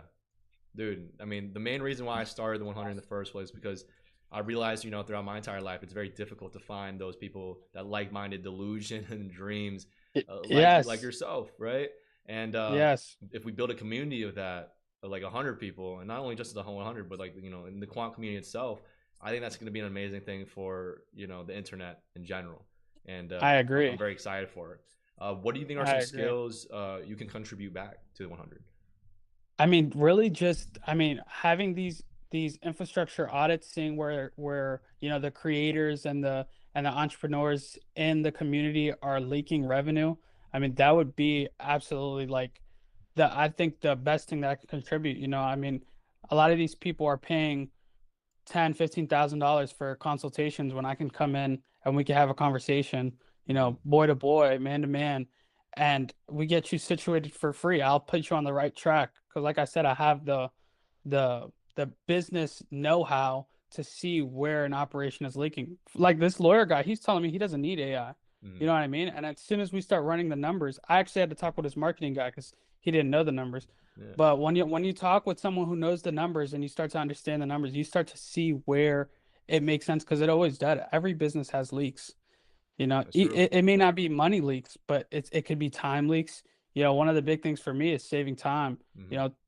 That's what I tell business owners with my infrastructure, you're going to save minimum at least 20 to 40 hours a week across your whole team, right? And that's invaluable. Time, something you definitely don't get back. So Yeah, awesome. I love that. And then I have a little fun stress question for you because you are one of those rare okay, meetings we have today that we do have some extra time. okay. So when things stop being exciting and you're not seeing results, how do you keep going? That's when, I mean, that's when it becomes personal for me. Hmm. For me, I've always had like the mindset, and especially now more than ever, like where I've really been challenging myself and staying in my room 12, 15 hours while my office slash room and just grinding it out. I I know you probably watch a lot of Hormozy content too, Yes, sir. right? Like and what he says, like it really speaks to me. Like that's discipline. When it gets boring, how much can you keep going? It's not a matter of do you have it or not. It's how much do you have. And I kind of pride myself in having a lot of discipline. When it gets boring, I just keep going. Mm. And then when I don't want to keep going, I just keep fucking going, right? And then if I really can't do it no more, what I'll do, I'll step outside, go for a little jog, Mhm. listen to music. 30 minutes, I'm right back in it, and I'm starting. I mean, I find a way to enjoy it, even when I don't. Mhm. Like I'll trick myself into believing I love this. I love what I'm doing, even if it's the fucking, the worst thing in the world, like debugging a workflow for Mhm. 5 hours, and it just keeps hitting you with the same bullshit over and over and over again. But you just keep going because that satisfaction I get at the end, it's invaluable. So for me, I'm not only thinking about that prize, but I know the process comes with it, and I'm learning to enjoy that and love that. And I look back and like, damn, I really did that. You know what I mean? Dude, I love the message, man. I really do. I connect with that. Appreciate it. The next one I have is I know you're a busy guy. You're building a business. Are Yeah, you in school right now or not in school? not in school. Gotcha. So, how many hours do you think you can realistically dedicate to the 100 community from like our meetings, like our Monday meetings, collaboration, like making content throughout the week? I'll be honest with you. There's really no, I mean, if the thing is, if I'm not actively, in a meeting Hmm. or actively, working on someone's, I'm available. So I would say like right now, I can absolutely, and my girlfriend would be really mad at this, but absolutely dedicate at least, an hour, even 2 hours a day to be around that community because I know what I get from it. It's almost an investment. Hmm. Even if we're just in a group chat, chatting in the group chat, spitballing ideas, different stuff. The investment I get from that is going to be invaluable. So I wouldn't, you know, I wouldn't limit it. Hmm. I want to maximize it as much as possible. So as much time as I can give is what I can give. Hey, the You lifeblood know, of any community is activity, right? The moment I agree. a community dies and people stop responding and start ghosting the chat, that's the moment the community dies. And what I we're agree. looking for is, yeah, we're looking for hardworking entrepreneurs, and we do have like a kind of a flexible like rule set when it comes to the experiment logistically. But at the end of the day, this is like we're testing whether or not if we work together and collaborate, can we achieve more than someone by themselves? Not Yeah, we can't have solo players in this basically. I agree. No, yeah, and that's honestly, if that's what I wanted, I wouldn't even be applying for this. You know what I mean? What I really want is that community, is that brotherhood, the people that I could connect with, that have, like-minded. It's like you said, it's so hard to find people who are like-minded with that just delusional thinking of I want to be a millionaire and coming from nothing. You know Yes, what I sir. mean? It's almost like inconceivable to some people, but not to me. I'm just trying to find other people like that. I got another question for you, boss. Probably my last question Uh, here as we wrap it up. Uh, all right. what would make you leave the 100? What would make me leave the 100? Damn, that's a good question. Um, Honestly, I can't think of a circumstance that would make me leave. I mean, for me, it's like my goal is to make a lot of money, travel, make do my business on the road. As long as I have my laptop with me, I can be a part of the community. So I really don't see there being any real reason for leaving. Can you Mhm. give me an example of what somebody else might say to that? Like what is a I when you're think part of I guess one of our previous interviews, somebody Mhm. said like if the culture got a little like political or whatever, like That's hella pretty that's political stuff like that. yeah. Yeah, yeah. I mean, I guess I agree with that too. Like for me, it's all about like, I'm trying to get around these people, the 100, because we're all like-minded and we want to grow. If I feel like, what's being shared in the community is more like low vibrational, Hmm. I'm not gonna want to continue to be around that. Like we're supposed to be lifting each other up, and especially stuff like politics, I feel like that's just meant to keep us down. So Are you in the U.S.? You are, right? Yeah, I'm in the U.S. So yeah, so Mm. and that's a lot of it, but I don't judge people who are political, like, Mm. but if it's like a back and forth where it's like, now we're arguing about politics, it's like, okay, Yeah. this isn't a brotherhood anymore. It's You not know what I creating that mean? collaborative community that we started in the first Exactly. place. Exactly. No, I Exactly. agree. Because you're passionate about what you're passionate about, but at the same time, it's about respect too, you Yeah. know? Respect is very important. That's one of our pillars when it comes to building this community. And yeah, since before we end it off here, I'll say the quick rules if you were to join, the 100. The first one is don't be Okay. an asshole, right? There's no ego, no toxicity. Try and build a There we collaborative go. ecosystem here. The second one is Okay. don't betray or harm a member of the 100.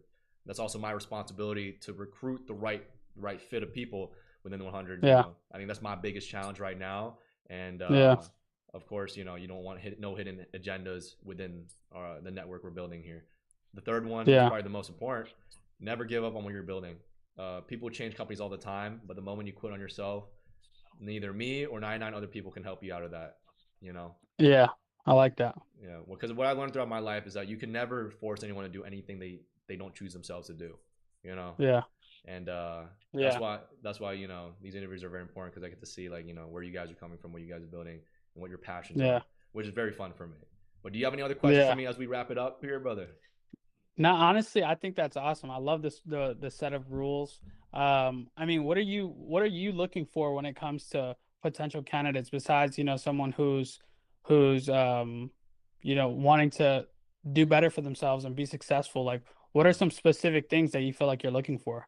The most important thing I found is that I think everyone has like a dream and passion. I think everyone has that universally. But the most Yeah. important thing that differentiates somebody from like doing that passion is actually if it already exists, a proof of concept basically. If there's a Okay. a website, if the products is there, if they have a team going at the very least. Yeah. If they don't have proof of Okay. Yeah. concept of their dreams or their passions, then it's very hard for us to tell whether or not they're going to commit to it. Yeah. Yeah. No, I completely agree with that. Somebody who hasn't really put no skin in the game. So I like that. Exactly. They haven't done any expenses yet. They haven't put some time building it yet. It's very difficult for Yeah. us to, see where that goes. No, yeah, and I wouldn't want to be around, people who were just kicking it off because hey, I'm in the 100. Let me start a e-commerce or dropshipping business. Like, no, Exactly. it has to be people who really have been already pouring into this and they just see this as, a potential other opportunity to leverage and keep building, but not something to start from. So I like that. I like that. I love it, brother. Well, I really appreciate your time, Daniel. You have a great rest of your day, okay? Likewise. All right, thank you. Yes, sir. All right, bye. Perfect. We got the next guy coming through.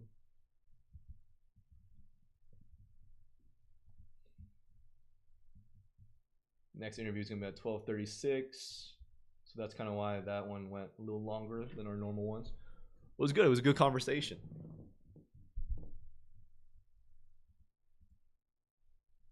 I don't know. I'm just getting excited. I just want to keep building.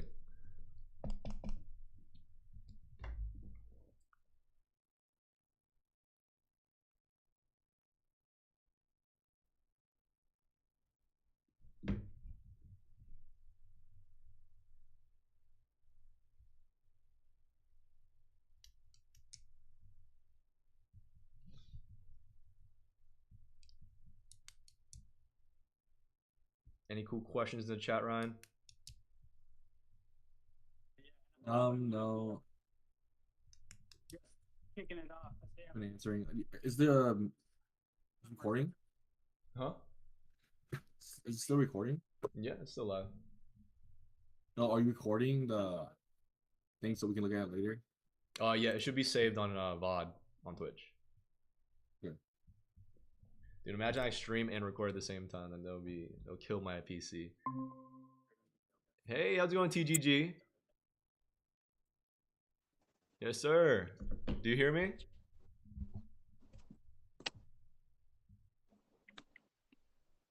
Hello. Can you hear me? Kind Is my of. It's a audio little clear? staticky. Do you hear me? Hello. Can Yeah, you see me? Can you hear me? I can hear Everything's you. fine? I can kind of see you, but yeah, this works. Yeah. How's your day going so far? It's been good. It's a little bit messy with the time zone, so it's at the end of the day, you know. It's Ah, 11 p.m. right now. gotcha. Where are you So based yeah, off of right now? it's been quite I'm in Iran, in the Middle East, you know. Yes, sir. We love it. It's It's international. Well, yeah. let's get to it. What are you building, man?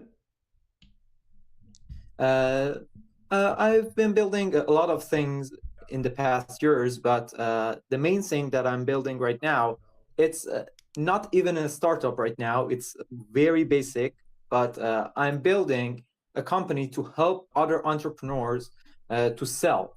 You know, I was a seller in my base, and I did selling in multiple professions and multiple industries. For example, I sold cars, I sold insurance, I sold land and real estate and things like that. So I'm quite good at selling, and I want to do a startup to teach other entrepreneurs how to sell their service.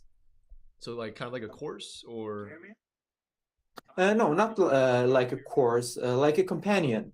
I want to be with them when they're selling and teach them how to make an offer, teach them how to like do the small talks, how a sales works in its core.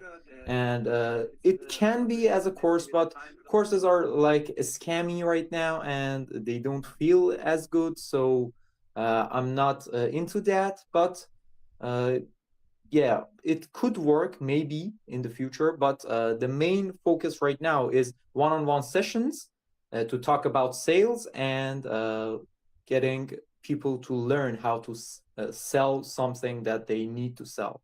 Gotcha. So is the company just kind of it's just you, or is there a name for the company? No, me and one of my friends, he's a very high IQ person, but he lacks some like he's not that fluent in English or and because he has a very high IQ, he's kind of weird, someone might say. So you know, he's about 140, 150 IQs. That's like Wow, genius level. that's very impressive. Yeah, he's the brain and I'm the face, kind of like that. So we're two persons and we started many things, but due to our location and our limitations, we were not that successful. So like the wages here are very, very low, and it's not possible to get starting money. So it's kind of hard, and many of our startups failed due to not having sufficient funds. Gotcha. How do you plan on scaling your company throughout these next 5 years? I'm quite good at teaching, and the first peoples are in their way. I'm teaching many of my friends. There are 3 right now, but I'm planning to expand it, and I'm teaching the sales and how to teach sales to others, to them.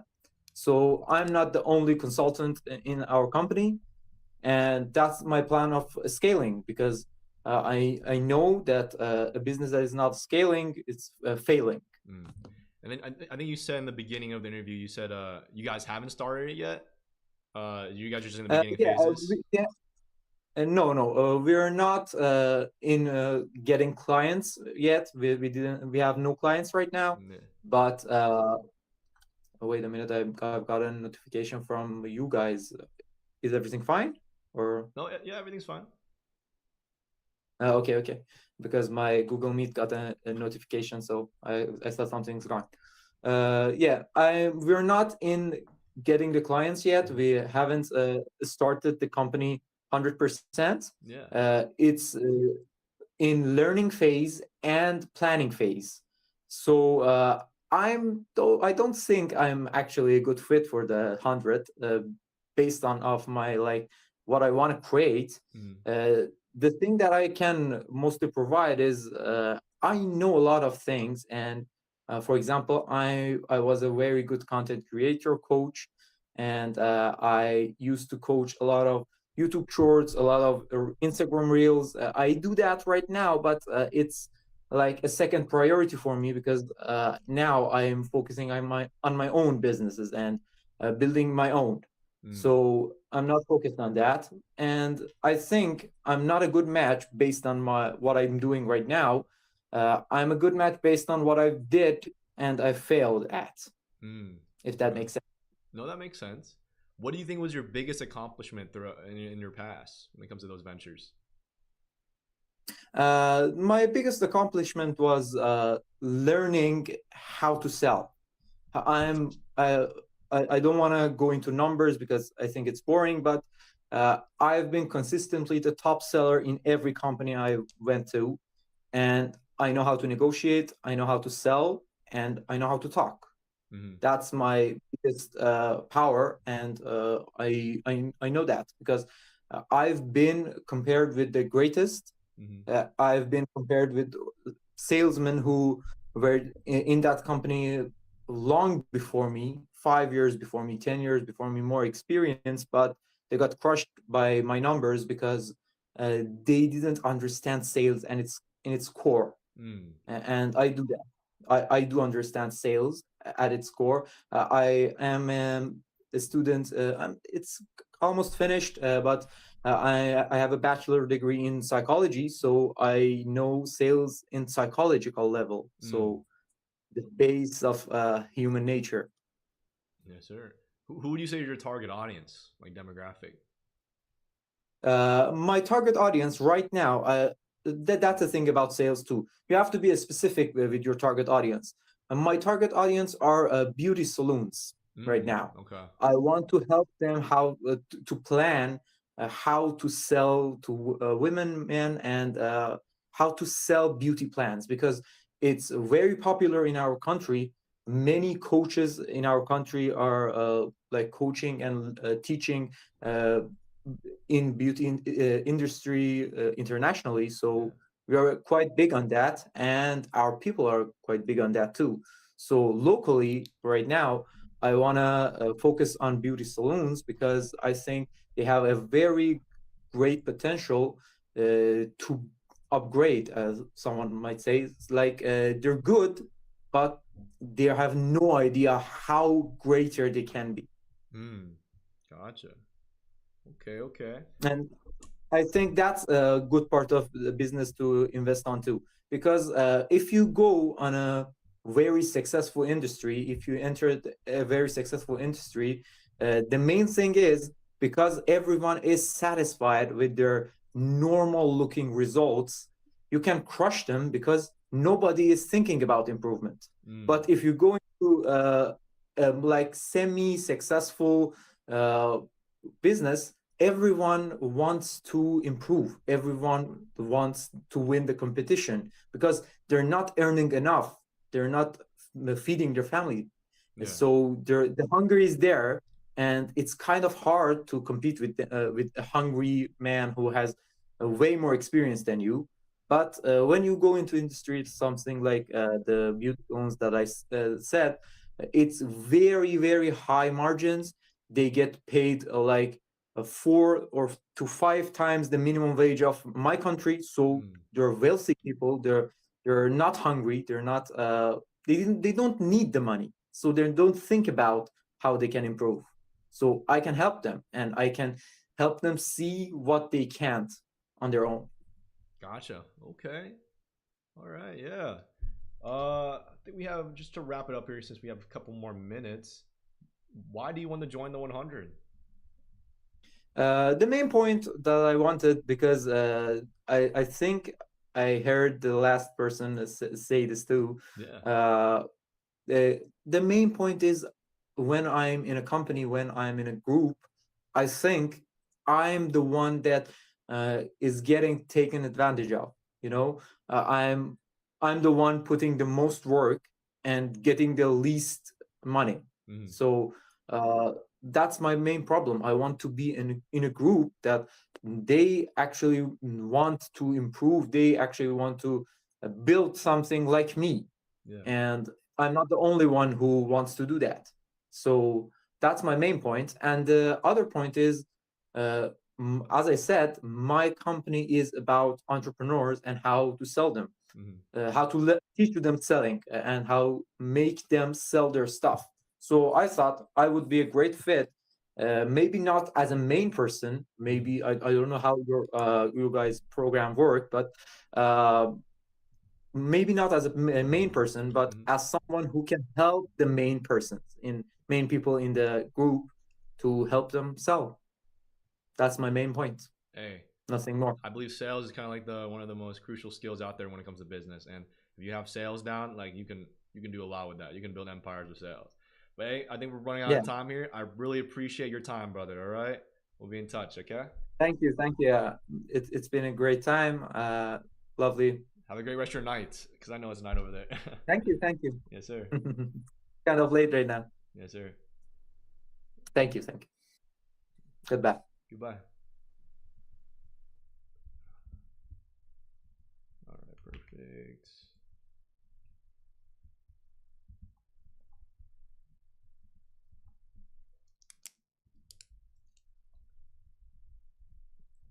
It's a total of 8 interviews right there, guys. Let's do it. Oh yeah, I muted Ryan because it's echoing. Hello? Wait, Ryan. Your phone is echoing. I mean, I was just on Instagram. Oh, no, you're good. Any questions? I answered all of them. Oh, good. Oh, perfect. You're answering them? That's perfect. Yeah. Yes, sir. I mean, it's just like, I think going through the interviews as well, I kind of answered questions inadvertently from the interviewees. Yeah. Yeah, most people are just worried about the Google Meet thing. I just let them know about that. And then I said, what's like the main goals? I said one of the goals is like to document this journey to inspire others. That's one of the main goals. Main goals rather than being Elon Musk. It's kind of rare seeing actual like pages documenting someone starting from 0 to 100. You know what I'm saying? And I think it's really cool that we're documenting like literally when we're flat broke to eventually hopefully succeeding. Oh, hey Ryan, how you doing? Hey, how y'all doing? I'm doing great. How's your day? It's great, man. How you doing? I'm doing great. Well, you are my 8th interview, so we'll get right to it. What you building, brother? Right now I'm building a personal brand, which that's pretty simple, but I'm actually trying to reach more kids our age and kind of my age as I'm growing up, like the college to young professional age, if that makes sense. Are you in college right now? Yeah, I am actually. Gotcha. Yeah. What year? I'm a freshman, sophomore in credits, but I'm in Clemson Honors College, if you know what that is. Gotcha. I don't know where that is, but in South Carolina. Clemson? Oh, South Carolina. Yeah, Clemson, South Carolina. Sorry, I stopped you. You can keep going. Yeah. Oh no, I'm building a personal brand, and I'm actually going to start a brokerage sourcing brand where I give deals to other brokers around the country for different verticals. So that's kind of what I'm building right now. It's pretty simple, but yeah. Like a social media.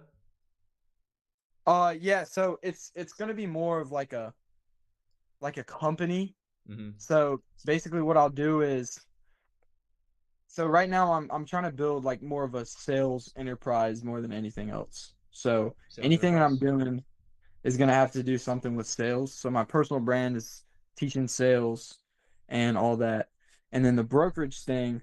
So I'll source deals from, like I'll reach out to people, reach out to sellers, people looking to sell their business, and then I'll give those to brokers, and the brokers in return give me a percent commission off of what they're doing. So the goal is to be an entire lead source for brokers around the nation and basically around the world, to where I can give them leads and stuff, which I don't think I've heard of any people being like that right now. So that's kind of what I'm building. Gotcha. What's your experience in sales? I sell metal buildings, but I have about 4 to 5 months of experience. It's 1099, so I do all the marketing and all the meta ads, content creation, all that. Gotcha. And then, how far along are you with your personal brand? Do you have like the page going? Do you have infrastructure, a team? Not yet, no. So right now I'm in the content outreach, all that kind of phase. I kind of So when I applied to this, I had just sent in the video, or I had just sent in my socials. I hadn't made a video yet. Since then, I've made, I think, 6 videos or 8 videos maybe. Several have reached 1,000+ views. Yes, sir. So I'm just getting better every time. I love it. Where do you see, I guess, this going in like 5 years? Are you still doing the same thing, or? So 5 years, I'll be out of college with a financial management degree. I'll have a personal brand with that. And then what I want to do with that is I want to have like an equity firm, but not necessarily, not like for just equity. It's gonna be like managing financial partners all around the nation and world and stuff.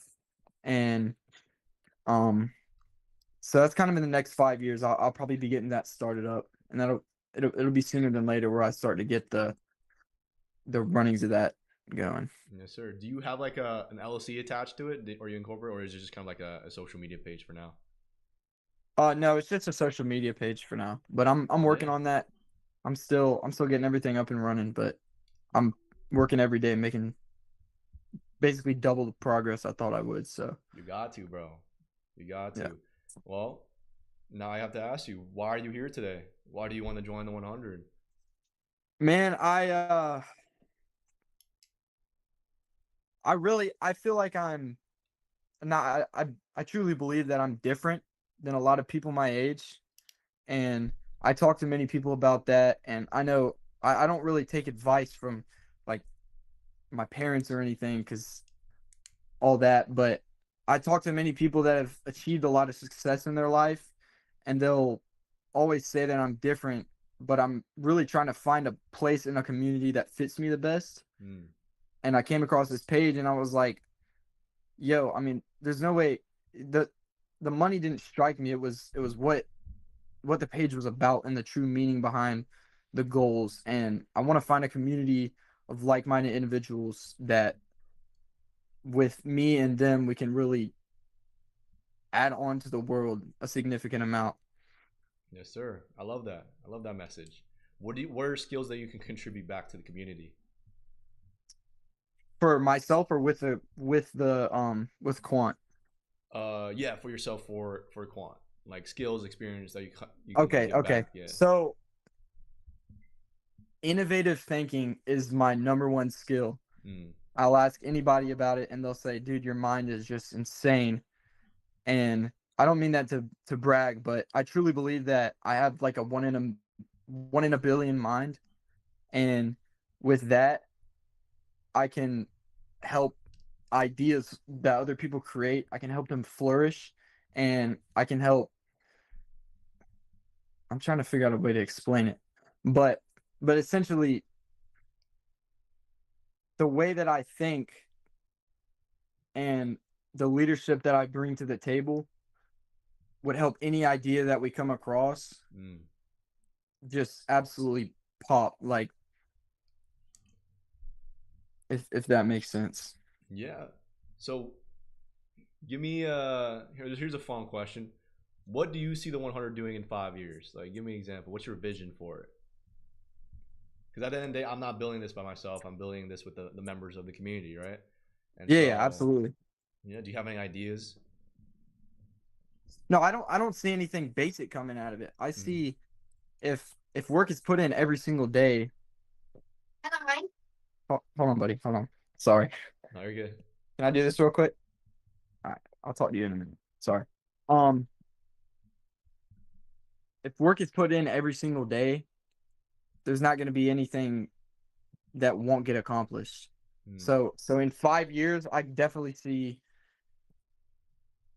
I mean, honest question to you, if you don't mind me asking, is this more about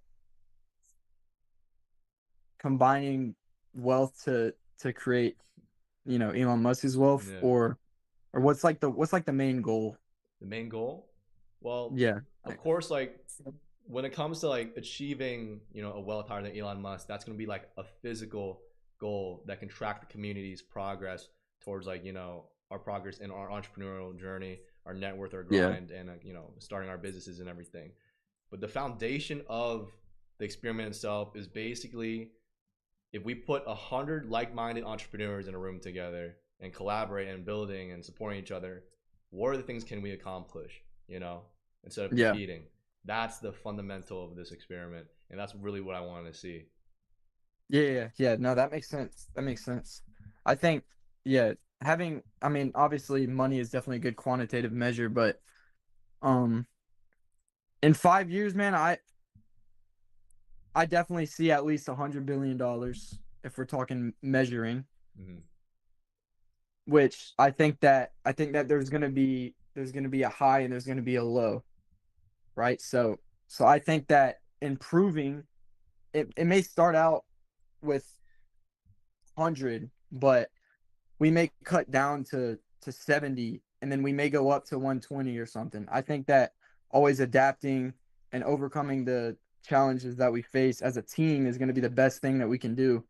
But in 5 years from now, I see multiple different businesses started and people being like, dude, I see you on Instagram or something. Just like if you're in a different city or something than your hometown. I think it'll be crazy, just the reach that we have and the impact that we'll have on any kind of community. Yes, sir. I love that. That's the goal, man.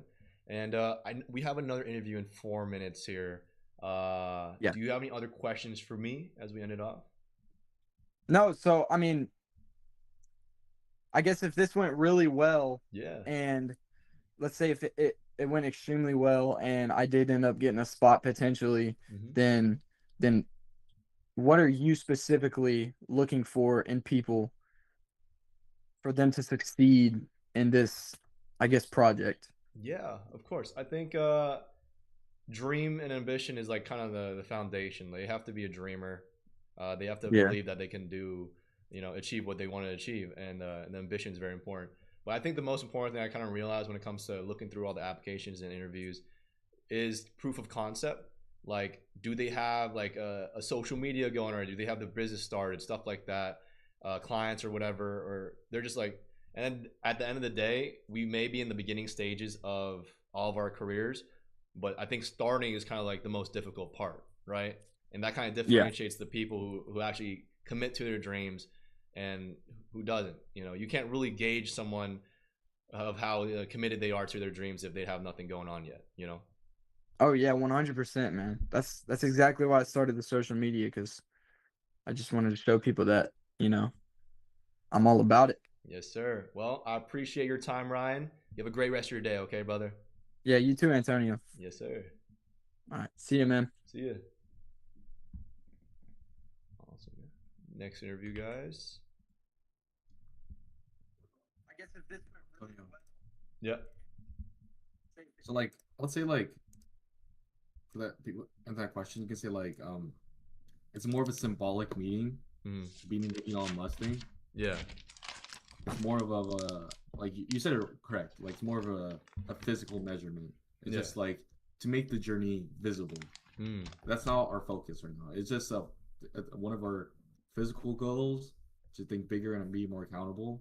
Yeah. It's just more of a benchmark, right? A symbolic benchmark. Of course. Don't get me wrong. We're gonna beat it. We will beat it. We will beat it. It's just not like our deeper meaning. I agree, brother. A lot of good interviews so far. I agree. And I want to thank Ryan for being here with us. He's kind of like moderating the chat and talking to you guys while I focus on interviews. So it's really good. Good teamwork.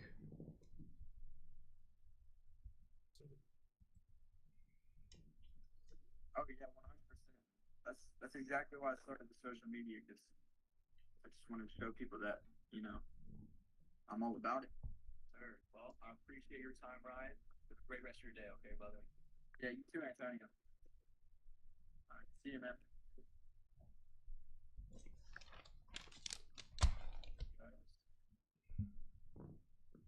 doing old-fashioned style. I'm writing all these notes.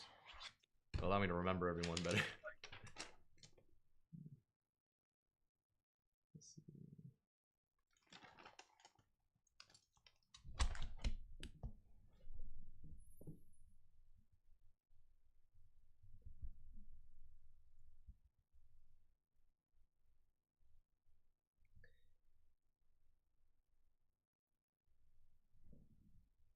Last interview should be at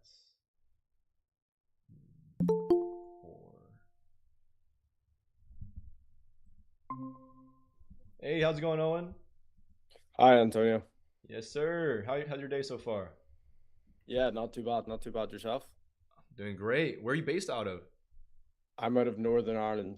Oh, Ireland. Which is, I can see it from the accent. Yes, sir. Well, we'll get right into it, okay, man? What are you building? So, a bit of context behind my build is that in the UK, the government have offered a scheme to businesses. This scheme for individuals, like instead of going down the traditional route of university, what you do is go via an apprenticeship. So I believe you have apprenticeships over in America for trades and construction jobs, right? Yeah. Yeah. So it's the similar equivalent for long-term sort of, I don't know how, well, professional roles, sort of finance jobs, corporate jobs, big four accountancy, those sorts of areas. And my apprenticeship, what it'll do is help you learn through the aspect of online tests to pass the application phase.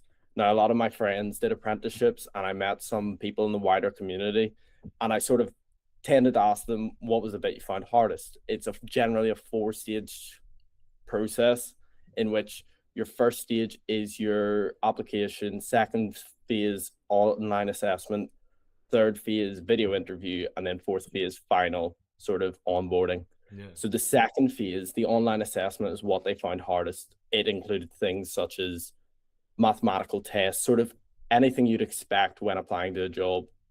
So I'm here to try and fix this with my company, ApprenticQ, to allow people to have a better shot at representing themselves as a candidate, a viable candidate, because a lot of people do have the skills, they just fall down and mess up on these sort of online assessments. Gotcha. So let's just say I sign up on, is it like a website or an app? Yeah, it's a website. I'll share my screen if that's all right. Yeah, that works. Well, I guess I'll just finish my question. But yeah, if I log into your app, I guess, or your website, what do I get as a user?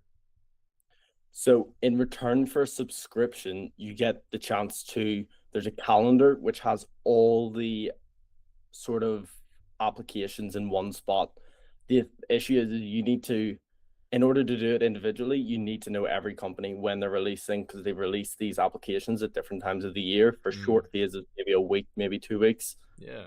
But we sort of base it all into one. You get the option to do, so there's a one-way interview that they generally do. So you're essentially speaking to yourself. And people obviously find that quite hard because they're staring at themselves and sort of get put off quite easily. The software here allows you to practice all these different skills. So the mathematical reasoning is an example there. There's a video interview, and then there's a test called diagrammatic reasoning. So this is your thought process behind sort of what shape comes in the next pattern, and it'll get progressively more and more difficult. So by getting the practice and getting to understanding, when you come into this, you'll feel a lot more comfortable and a less under time pressure in a sense.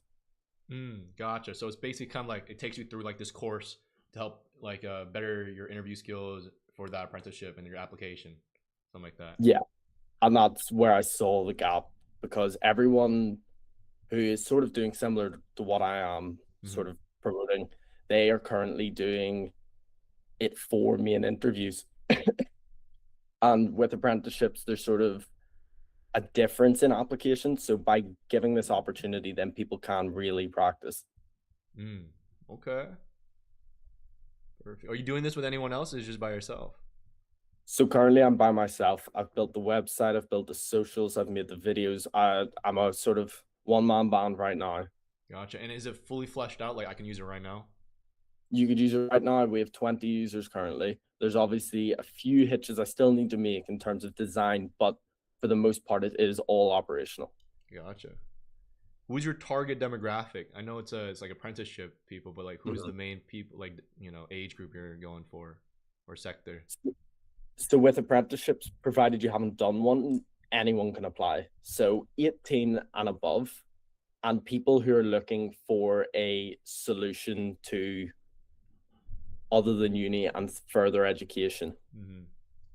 In terms of individual users, the ROI is reasonably good. You pay, maybe if you use the service for 3 months, you may be paying £60, and in return you may get a full-time job with a salary of 23,000. So in the long term, if you perceive it in that way, it doesn't really seem that much. Yeah. How are you planning on scaling it? What's your plan? So the main issue I'm having right now, I do have 20 users, and that's with sort of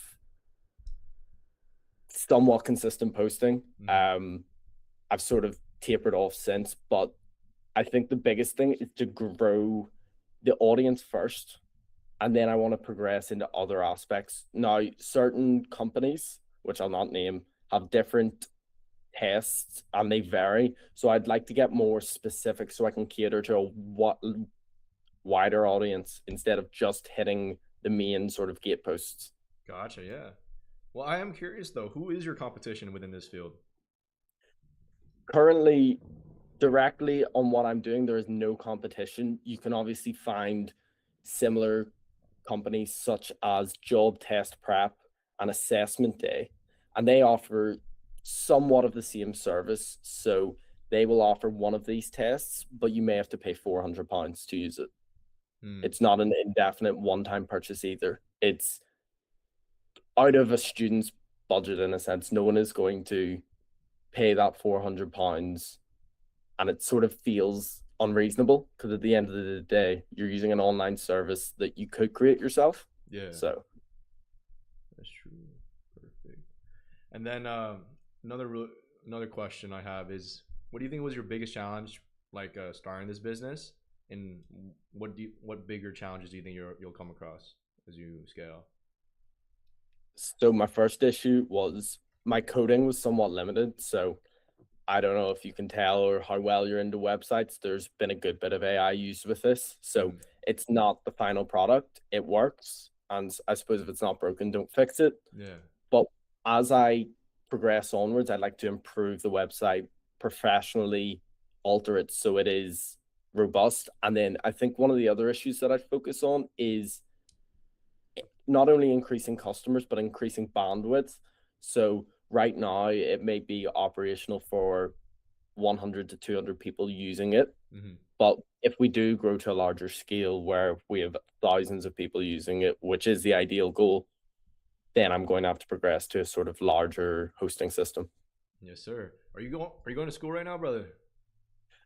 I'm in an apprenticeship myself, so okay. I suppose no better person to learn from than myself. Gotcha, yeah. Well, with your apprenticeship and of course, you know, your current business adventure here, how many hours do you think you can realistically dedicate to the 100? Well, I think it's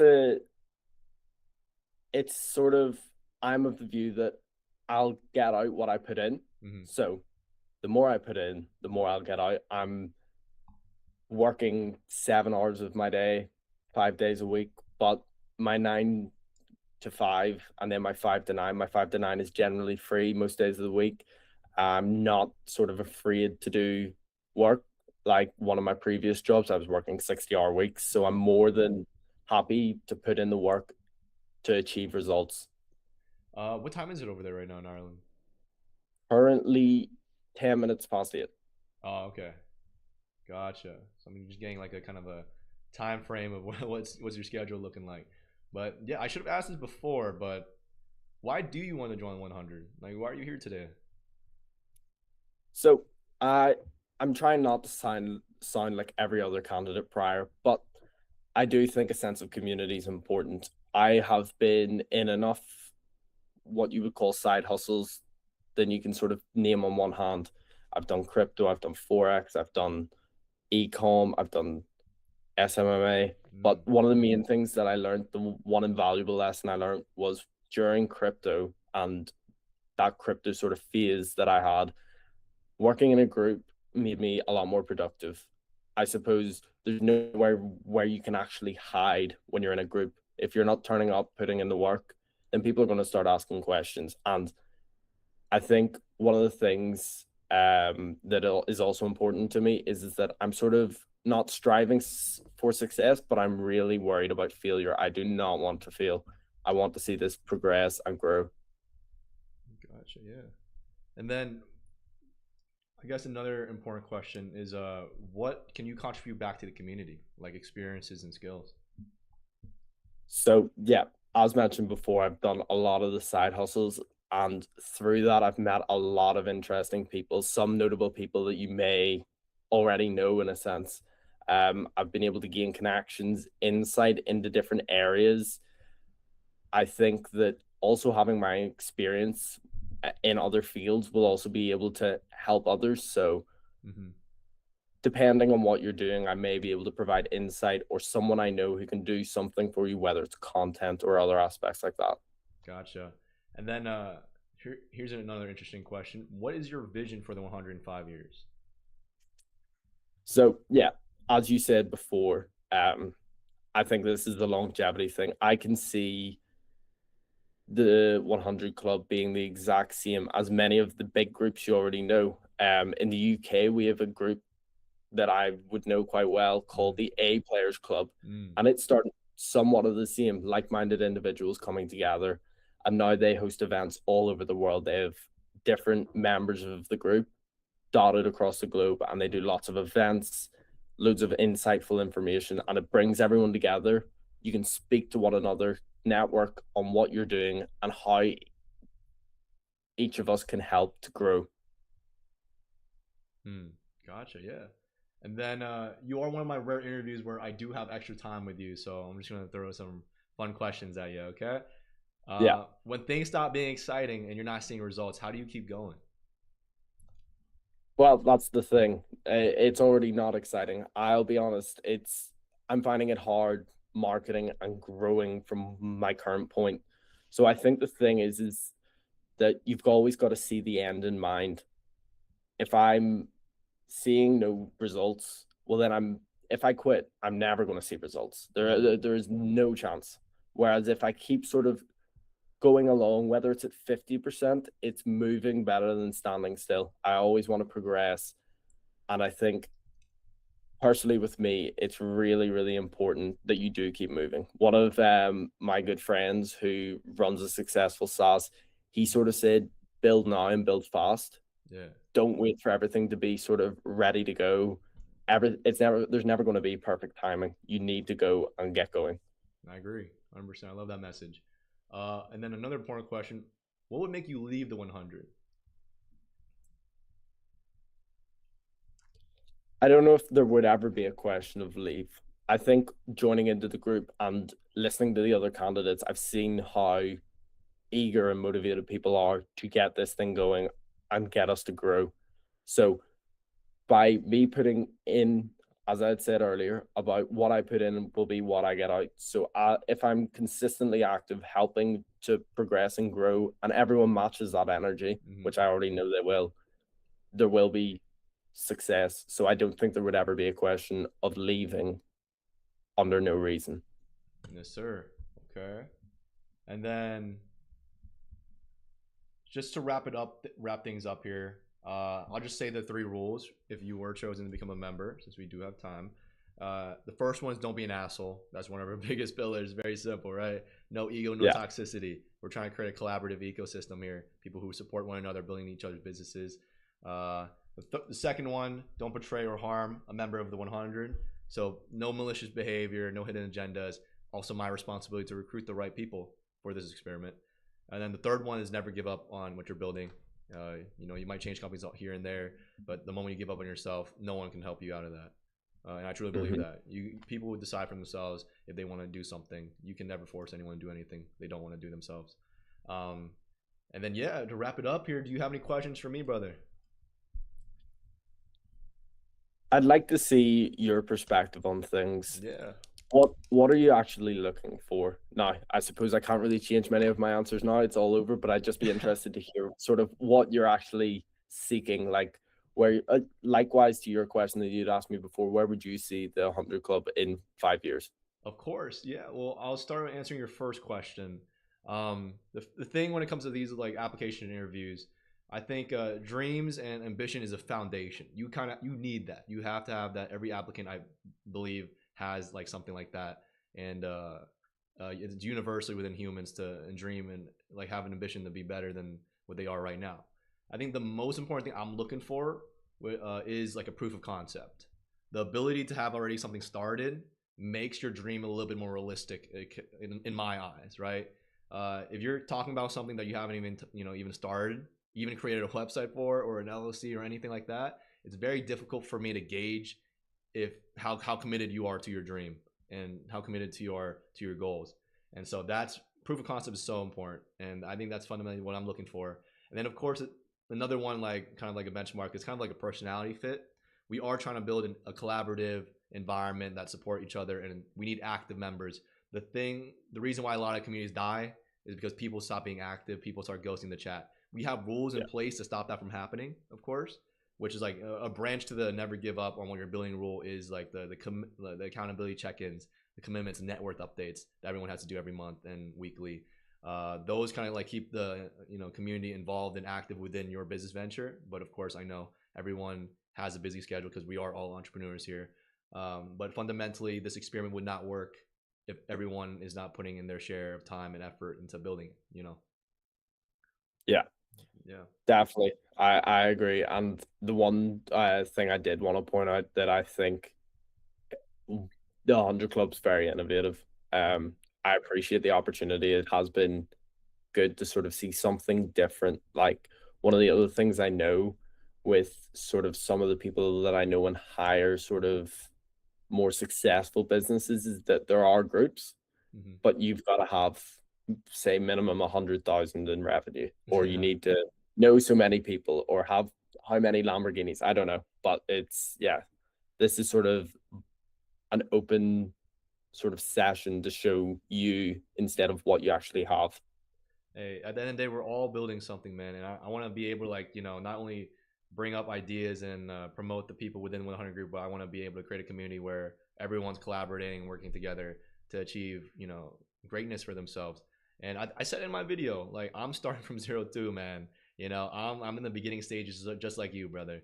And finding like-minded people in this stage of your career is the most essential and crucial. Not when you're up there. I think when you're already up there, you already have everything going on, right? The most essential stage to find a group of like-minded individuals is when you're starting out. And that's what I'm trying to create here. Yeah, definitely. Sir. Well, I appreciate your time, Owen. I really do. You have a great rest of your day, okay, brother? Yeah, thanks, Antonio. Yes, sir. Speak to you later. Bye. I'll catch you. Perfect. Okay. Next one, Charms Newton. Okay.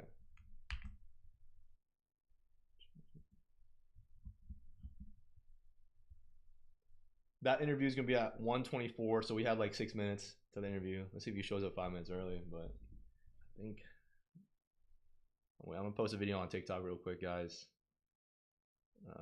because I'm too lazy to schedule it on TikTok for some reason. 1 sec.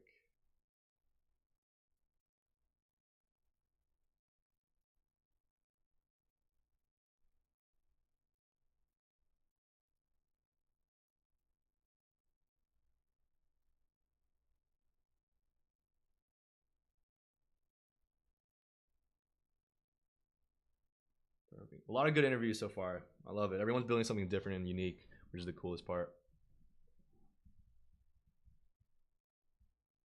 Let's see. Perfect.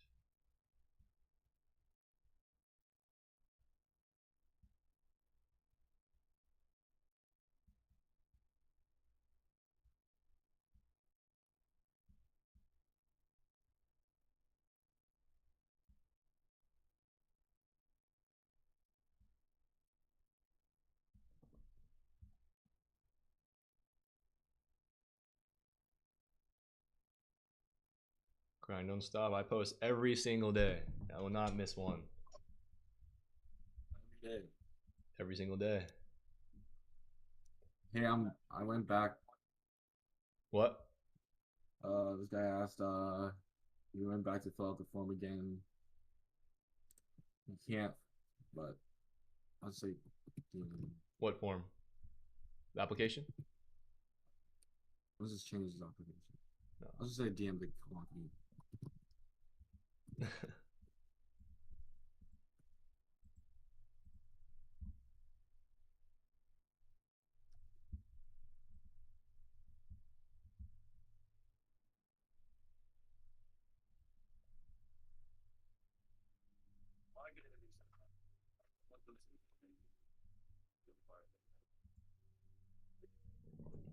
Yeah, I think the reason why I wanted to stream these interviews, I want you guys to have that inside scoop of what's going on, our interviewing process, because I do want to be transparent with y'all. I think that's one of the most important pillars when it comes to building this experiment.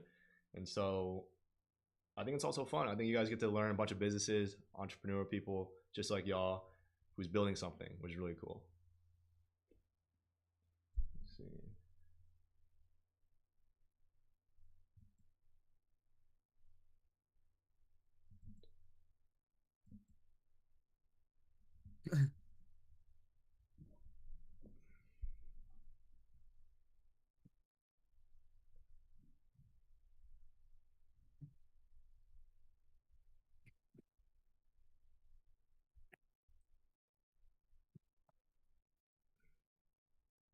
Dude, it's getting hot in here, man. Did you turn up the temperature? No, I did not touch it. You should look at the chat. It's the chat. Wait, are you live in all three platforms? No, I'm only live on like Instagram and Twitch. For some reason, the YouTube's not working. But yeah, Instagram and Twitch. But I mean, that's kind of like Instagram is our main platform anyway, so it works out.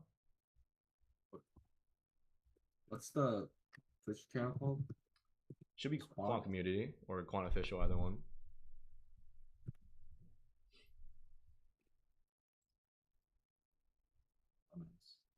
Is it on there? Yeah, no viewers. Well, actually, I mean, we're never active on Twitch. That's why. That's why I kind of wanted to do like YouTube and Instagram.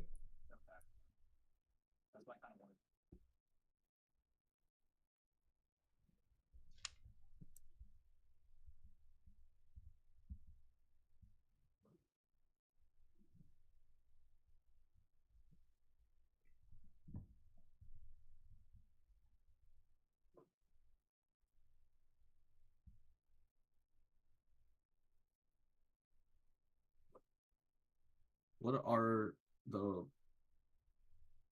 Yeah. courses you would suggest for an early coder? The courses?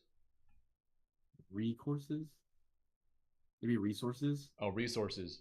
Bro, YouTube, man. Like when I started my journey when it comes to coding, before vibe coding existed, I literally just spammed YouTube, and there's like, there's a couple guys that kind of like dominate that industry that's really good at the courses. YouTube, and then the thing that kind of taught me the most was just kind of creating your own projects on coding. Like I created a lot of financial model projects, automation, data science, nerdy stuff as when I was a kid, and that kind of really got me practicing how to like code and stuff like that. Either I don't know if it's Python or JavaScript, you just gotta start it. And now you have ChatGPT to help you. You can low-key just ask ChatGPT how to do this and tell me exact steps of it, and then you can break it down exactly. Okay, why does this work and why does this not work, stuff like that. And it's just kind of like you learn from trial and error.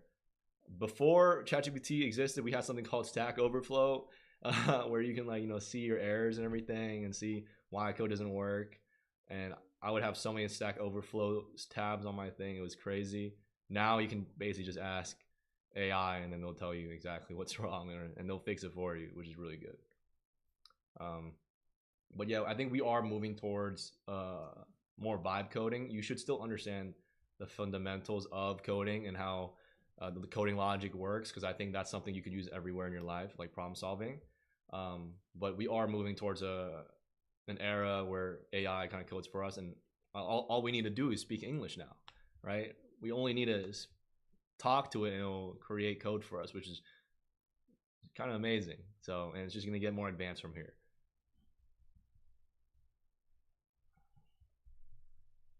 Let me send this guy one more email and see if he will join. If not, then I'll just keep talking to you guys. I'm fine with that as well.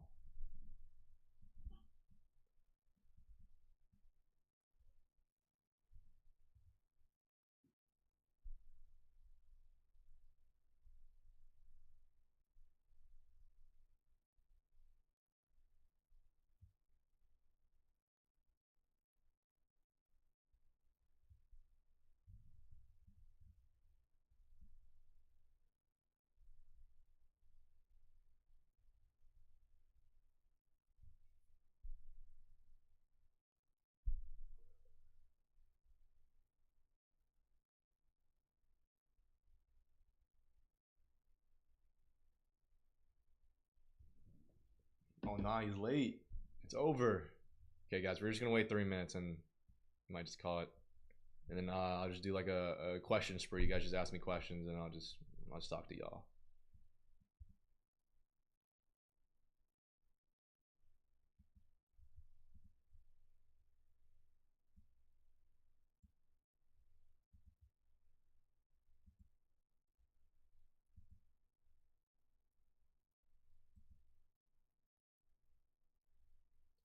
One more minute.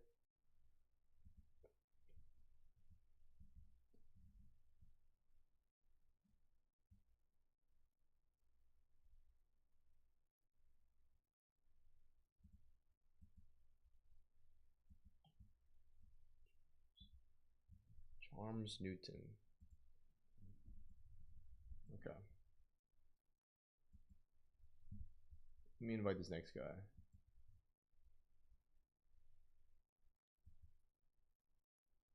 I'm actually sweating in this suit right now, guys. You can't tell. You can't tell because, you know, everything on me, but.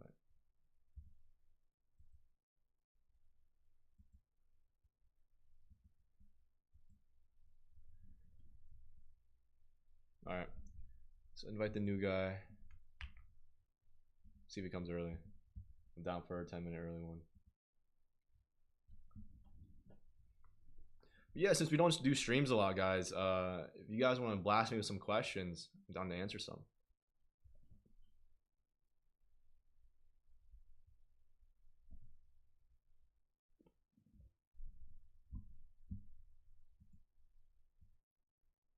Oh, Ryan, if you're talking, you're muted, by the way. Yeah, no one put anything in the chat yet. Very good.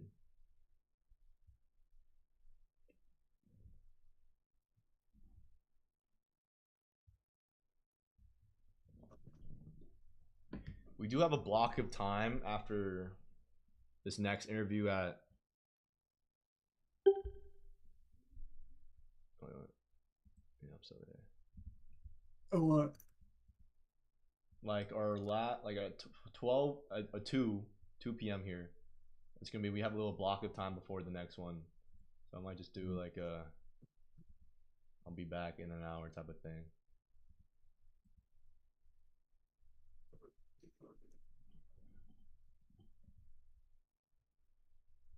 If you guys know Y Combinator, you're giving me that kind of vibe.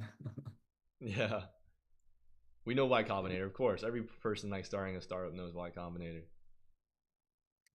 Yeah. The difference is we're broke. We don't have money.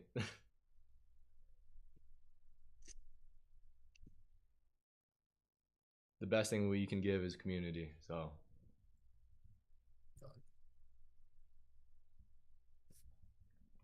Maybe there's one question that I would like to hear. Yeah. To ask them. Let me hear it. Kind of skip it. Kind of skip. Tell me your story because I want to kind of hear their background. So we do that for these next couple ones. Yeah, just say like tell me about yourself. Like tell me about your background, where you're from. Yeah. Because it's nice to know their background. It gives them make sure that they're legit. I think the most important thing was I wanted to gauge how much time we have when it comes to them like talking to us. So yeah, I mean, you can put it down to 4 questions. So like, tell your background and who you are. That's the story. What are you building? And then the quant stuff, what you can contribute, and why you want it. 100%. Those are like those are the main questions. Also, guys, I do want to announce. I don't know if I told you guys last stream, but we are planning to do like a quant podcast with some of like the big hitters here, pretty much all around the world.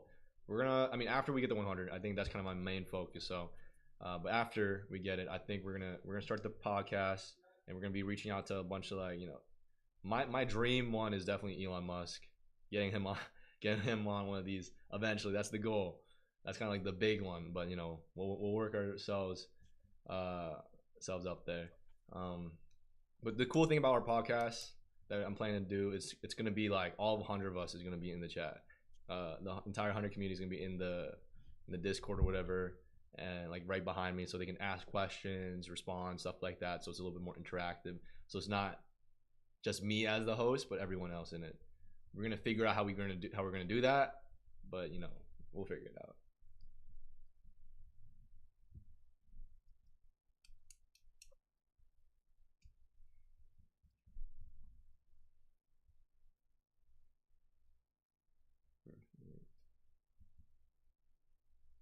I think the biggest hesitation when I sent this email out to people was like, they didn't want to be streamed, and so maybe we got less people because of that. But I think that's a very foundational part of our experiment. It's a public social experiment at the end of the day.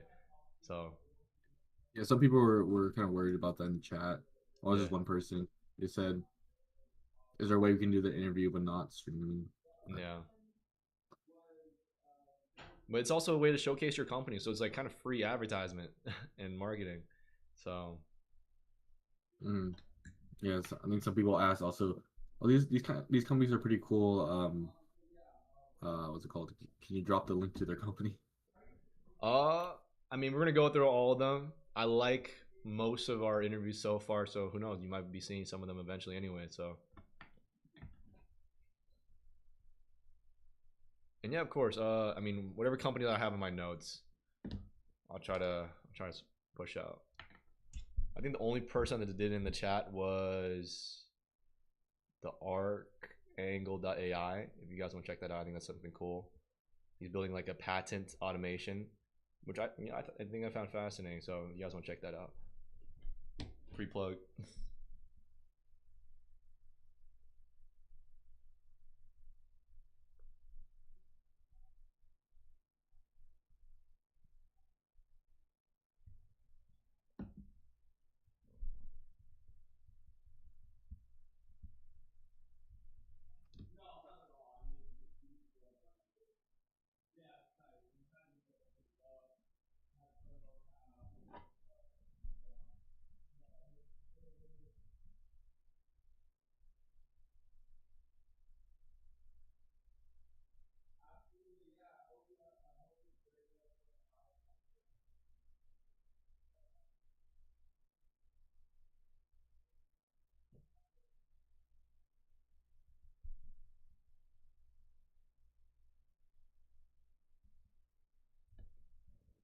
Do you have to had made something like a company or a startup, or just a hunger to build and trying to build them?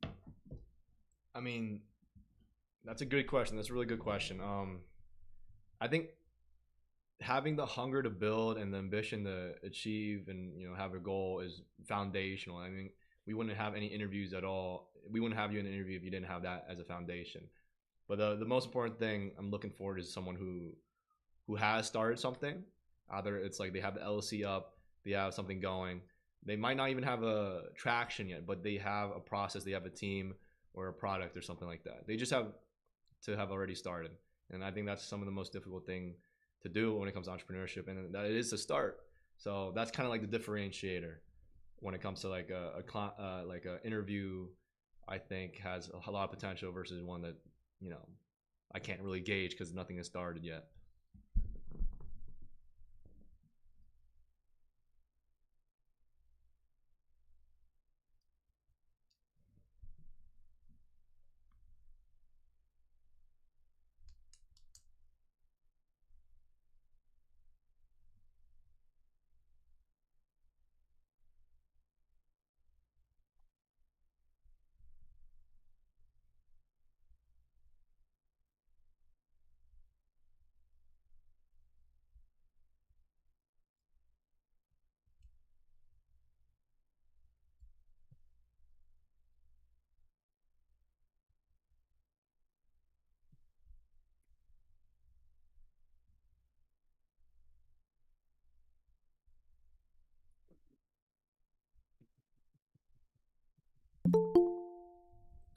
Okay, perfect. Hey, how's it going, Sam? Yes, sir. Do you hear me, brother? Yes, sir. I hear you. Perfect. I hear you perfectly as well. How's Awesome. your day so far? It's great. How are you doing? I'm doing great. Where are you based off of? Right now I'm in Buffalo, New York. Buffalo, New York. There we go. Yes, East sir. Coast. So it's like probably like 4 o'clock there right now. Yeah, it's 3:35. Yes, sir. Well, I'll get right to it. What's your store and what you building, man? So, my name's Sam Bowen. I've been into entrepreneurship since a young age. My dad really taught me a lot. He was a business consultant for several companies, and it was part of my education growing up. So it sparked an interest, I think, both because he taught me, but also a natural interest. I have a very similar personality to his as an entrepreneur, and because of that, I've started countless things since for as long as I can remember. Selling candy as a kid to like, I started an SMMA during the pandemic a couple of years ago. I've started several social media channels, grown them to over 10,000 followers. Most recently, I've been working on a website building service with AI. For my hometown, especially. I come from a smaller town where AI is still sort of a newer thing. So being able to implement it where it's still fresh and not everyone has, started implementing it, getting in there, when nobody else has, is a really good opportunity. So that's my most recent project. What's your main one? What's the one you're most passionate about? I know you're doing a lot. Yeah, so my main one is going to be social media. I'd like to build a personal online presence and do what I'm really passionate about, which is, sort of the self-help coaching world. It helped me a lot personally, and I believe in a sort of purpose when it comes to what you're working in, and that's how I believe you'll become successful in it. Yes, sir. So what I'd like to do with this is not only gain experience in entrepreneurship, but being able to gain experience in like the good habits behind it and what builds maybe not just a successful business, but just a successful life in general. That's what I'm most passionate about. What do you see you building like in 5 years? I'd like to build a coaching service of some kind, mostly built around social media, but a coaching service that, offers plans, personal coaching, even YouTube videos, social media, really a sort of broad spectrum of things, but mostly focused on the entrepreneurship, I want to say like hustler side of the self-help world. Are you already posting stuff on your social media about that? I have not posted personal stuff, no. The social media I've built in the past has been similar content, but not me personally. I've not built a personal brand yet. What was your biggest accomplishment in the social media space for a channel? I had a few videos do pretty well. Yes, sir. A few million views, but unfortunately never made me much money. But it was good experience, definitely. I learned a lot. I did it for years, several different channels, same sort of concept in each of them. But really the best thing looking back at it wasn't just like the views, it was like learning. I learned a lot from it. Gotcha. What do you think, what do you do every week for your channels and social media or business that kind of like helps progress everything? Like what's your usual week to week? Right. So I'm a student as well. I'm in college, so I have to balance that with posting, but usually it's just learning off of past experience and seeing what's working right now, like staying up with balancing current trends, but also keeping it progressive in the sense of like helping people, not just like posting whatever's popular, but posting what people need and what will get attention. Because that's kind of the point of social media. You can't just post whatever you want to say. You kind of have to curate it to what people, what will actually reach out to people. So, post a few videos weekly usually. I'm definitely planning on upping that. I'm a freshman in college, so this was my first semester getting sort of the balance of everything down, but really just learning from each post, learning from others, and just going from there. Yes, sir. I love that. Well, I guess I gotta ask you, why do you want to join the 100? So I found it, and a friend of mine found it as well, and we were talking about it. And one of the things that I believe is so crucial about this, and like what makes it such an incredible opportunity for everybody, is having others to build you up and hold you accountable. You know, having a community of people that you can trust, a large community. 100 people is a lot. Having like a foundation of trust and accountability, and everyone working towards a similar goal. Because I've witnessed this myself, and it's very true. But I mean, everyone's heard it. Like, the people you're around is the person you're going to become. You know, if you're only around people that are doing less than you, it's just going to drag you down. You know, if you're around people that are hustling and moving fast, and you need to keep up with them, that's where I thrive. That's where I feel the best. That's where I feel the most purposeful. So that's why I believe this is such an incredible opportunity. I love that. What do you think you can contribute to the community, like experiences and skills? Yeah, so I have a lot of experience, like I mentioned, with I've received several business trainings, both, you know, from official institutions like the university I'm attending, and just outside of that through my own personal research or from other mentors. Lots of like business strategy training and marketing strategy. I believe also, because of my upbringing and, you know, the different kind of, well, I mean, this is going to be true for everyone. Everyone has a different background, but, you know, just offering a unique perspective, really offering unique perspectives, unique methods. And I think because I thrive, you know, we were talking about, you know, this environment where everyone's working and building each other up. Because I thrive in that sort of an environment, I'm good at taking, you know, feedback. I'm good at, like, if other people are doing better than me, I don't take it bad. I enjoy that. I love when I'm not doing, you know, better than everyone else, when I'm not the best in the room. And because of that, it'll help me keep improving and like keep trying to do better, you know, not getting too comfortable. Gotcha. Good answer. Since you are one of my rare interviews where I do have some extra time with you before the next one, I'm gonna have some fun questions thrown at you real quick. So yeah. When things stop being exciting and you're not seeing results, how do you keep going? Well, to me, not seeing results is a lot of times exciting because I love the problem solving aspect of entrepreneurship. Now, sometimes I know it's just not going to be exciting, but that's when you take a step back. If you're running into a wall, don't just like keep pushing that wall, you know. Yeah. Take a step back, ask others for help if you need to, but look at it from a different perspective. Look at it from a broader view and try to find a way around it. Try to find, you know, a way around the wall, over the wall, whatever you need to do. Just take it slow, not too slow, but don't just get emotional and keep trying to hit the same point, if that makes sense. Gotcha. Okay. Well, I know you're a busy guy. You're in school right now, and you're building all your social media pages. How many hours do you think you can dedicate to the 100 community? From like our meetings, general meetings, usually around Mondays, collaboration, making content throughout the week, in our accountability structure. Well, to be honest with you, I have a ton of free time, and putting it towards something purposeful I think is, I mean, I know for a fact, but through experience, is what I've always wanted to do.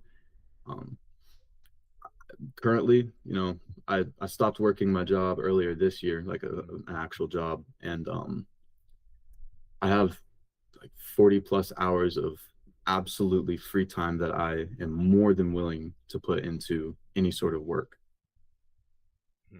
Gotcha. Yes, sir. Well, we talked about everything, like the reasons why you want to join the 100. Why would you leave the 100? Why would I leave the 100? That's a good question. I would say, I mean, I don't see this happening, honestly, because I'm looking at this and seeing like you're not just letting anybody in, right? But if the only thing I can imagine is if it just failed, you know, or like people just stopped doing, like people just gave up on it. Yeah. If I don't see that happening at all, I don't see this community giving up. I don't see this failing. Gotcha. So because of that, I don't see myself leaving, having a reason to, at least. What do you think was your biggest challenge when it comes to, I guess, currently starting your business, your current venture right now? Yeah. Biggest challenge? I'd say just knowing where to put the most energy, what to focus on, because I mean, you see on social media all the time, here's the best business to start in 2020. That's, I mean, it's how to deal with like oversaturation, and especially with AI coming into things, how to get the jump on that. But you know, it's kind of a challenge up against these big companies, which is your competition. So I would say just finding the most effective way to use your time. You know, what to focus your energy on that won't be a waste in a couple years. Yeah, you're right. Clarity in action is a very big thing when it comes to entrepreneurs. Sometimes you get very overwhelmed in everything you could do, but sometimes you got to focus on what you have to do, you know? Absolutely, yeah. And then, yes, if you are chosen to be part of the 100, I do have some rules right here, which, you know, I'll say again. I've said it many times already. But the first one is don't be an asshole. No ego, no toxicity. The second one is don't betray or harm a member of the 100. My job is to recruit the best fit for the 100 so that doesn't happen. And the third is never give up on what you're building. Do you have any like questions on like the structure of the 100 itself, or do you have any questions in general for me? Anything like that? Yeah, a question for you. This is such like a unique thing. Like you never seen this before, obviously.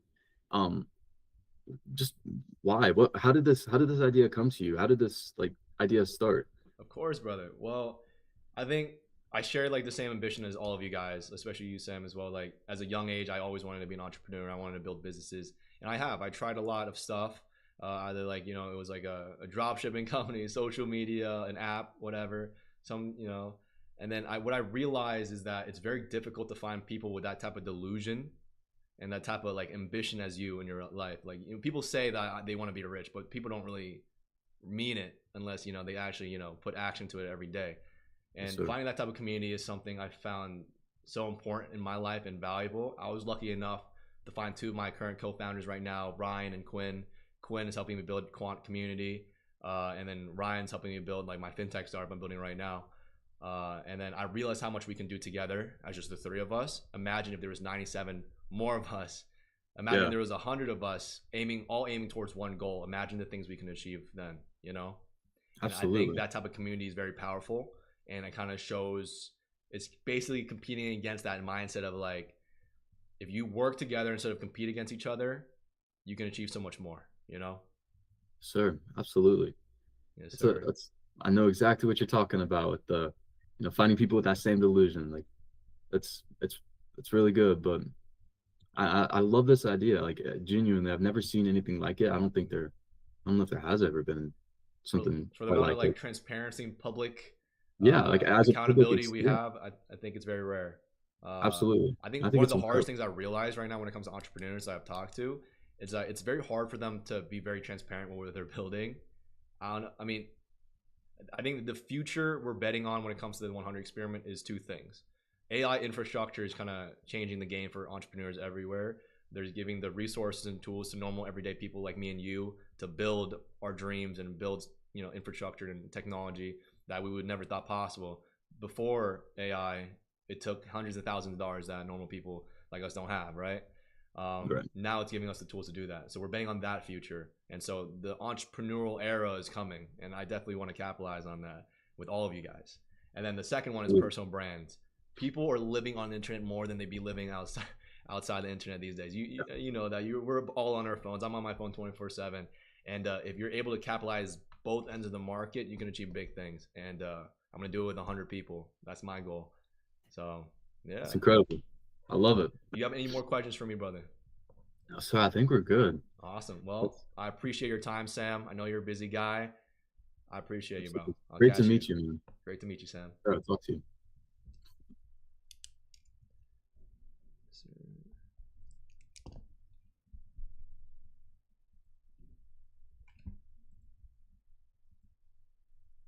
Awesome, guys. We have one more interview at 2 until we have like a little hour break before the next couple interviews.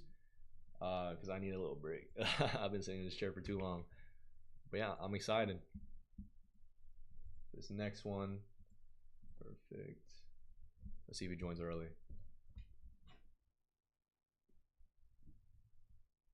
Hopefully all of you guys out right now are building something. You starting your journey in the entrepreneurial world. You guys all have the tools now to do it. It's really given to you. Now you just have to execute. So I'm excited to see where life is going to take us, and the amount of advancements in humanity we're going to have in these next couple of years. It's amazing.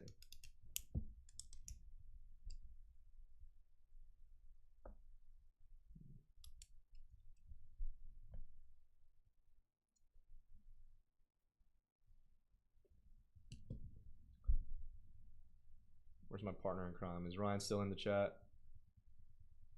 Let's see. Yeah, still in chat. Yes, sir. No, we got one more interview and then we'll have an hour break. So far, so good.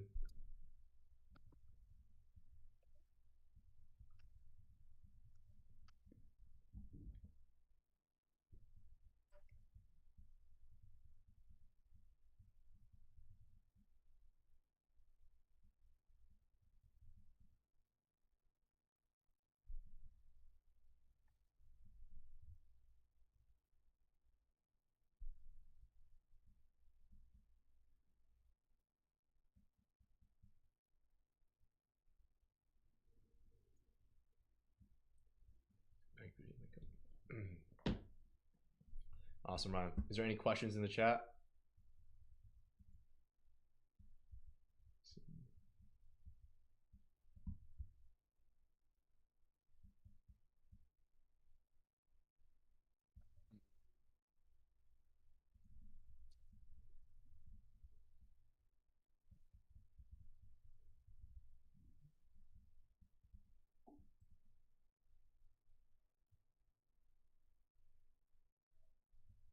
Can you send this guy? Can you accept his message invite?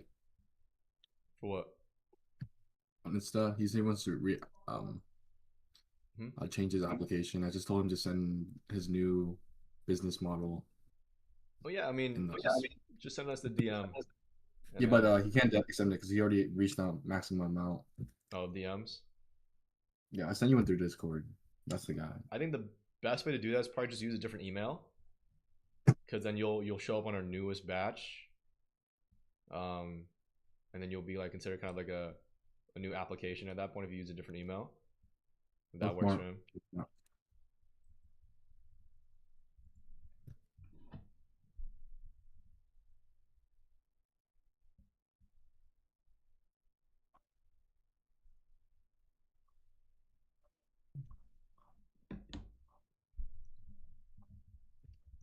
Let's see if this new guy is 5 minutes early. The 5-minute early test.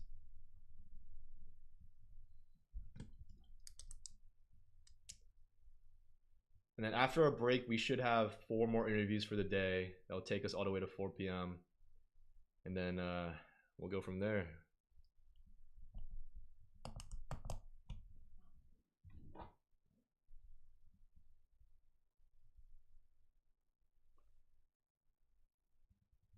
Let's see here.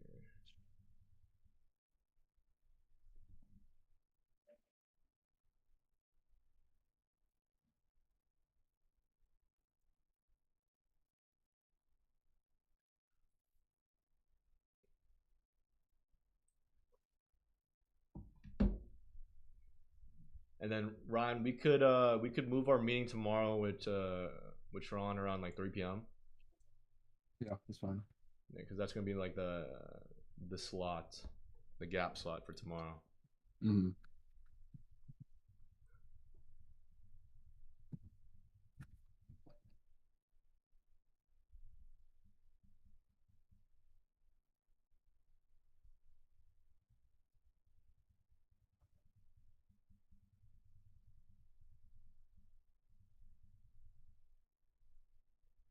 Let's see here.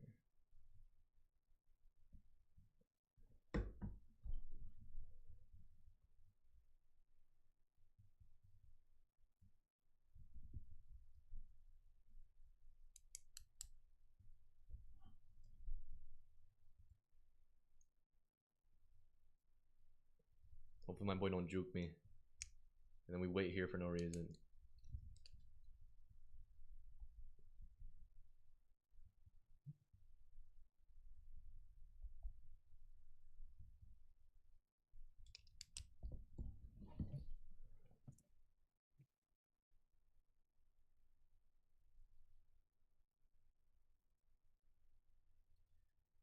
Also, I think I can also update you guys a couple on my business end. Oh, perfect. The fintech company I'm building with Ryan is going to be called Harbor, and we're trying to. Right now, we're working with our CTO to finish the app. I kind of finished already the foundation of it, so he's kind of just spearheading, like just launching it and setting up the cloud and security measures and API structure. So it's all like kind of layered out perfectly, and then we're gonna launch it. I kind of realized when it comes to launching like a fintech trading incorporate app that involves the stock market, a lot of regulations are involved. So my number one advice if you guys are building an app kind of like similar is look at compliance.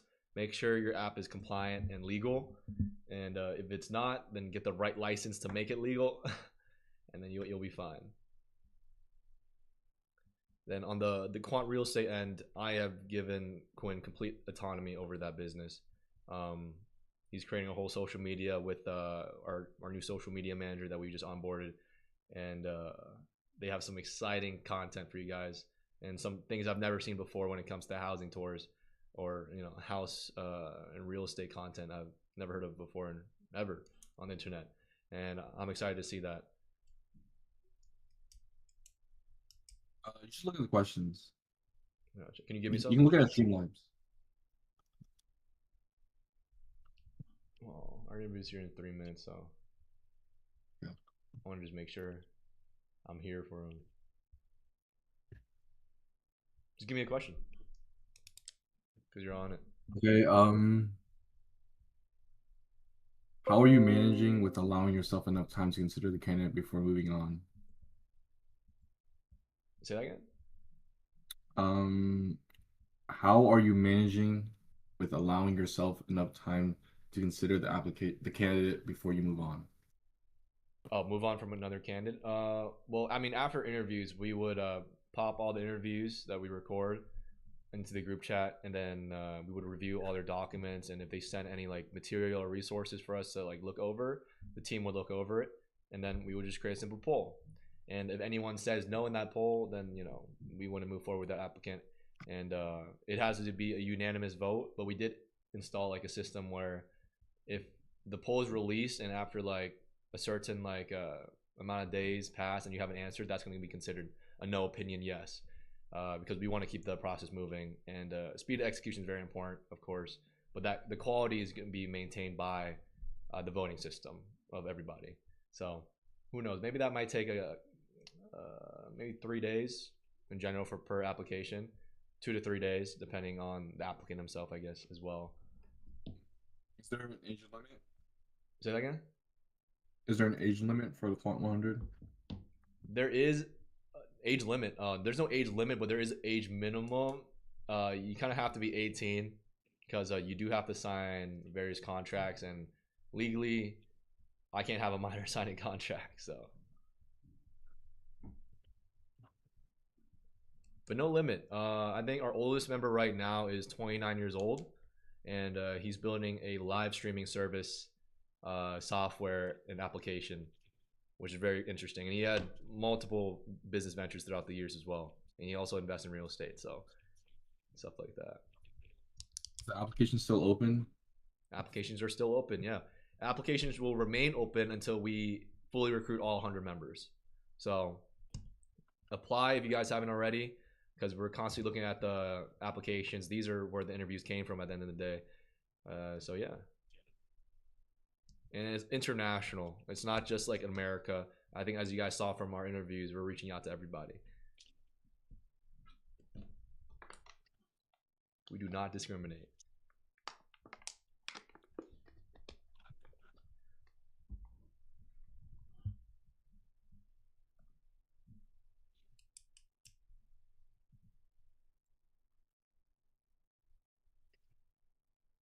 You gotta go on TikTok lives. TikTok lives are low-key goated. What? TikTok lives. TikTok lives are goated. Yeah, because you have a higher chance to get more random people. That's true, because of the scrolling feature. Instagram doesn't really push lives in the feed. Yeah. Yeah. Who knows? Maybe we might try that next time. But this is kind of like a live for the community as well. I just I think the community really needed something like had a lot of questions. And I want to answer them as well, so I just definitely want to target you guys first.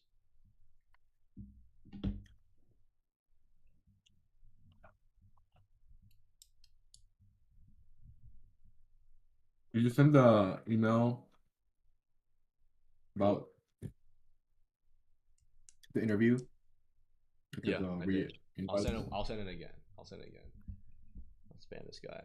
But we dip in 3 minutes though.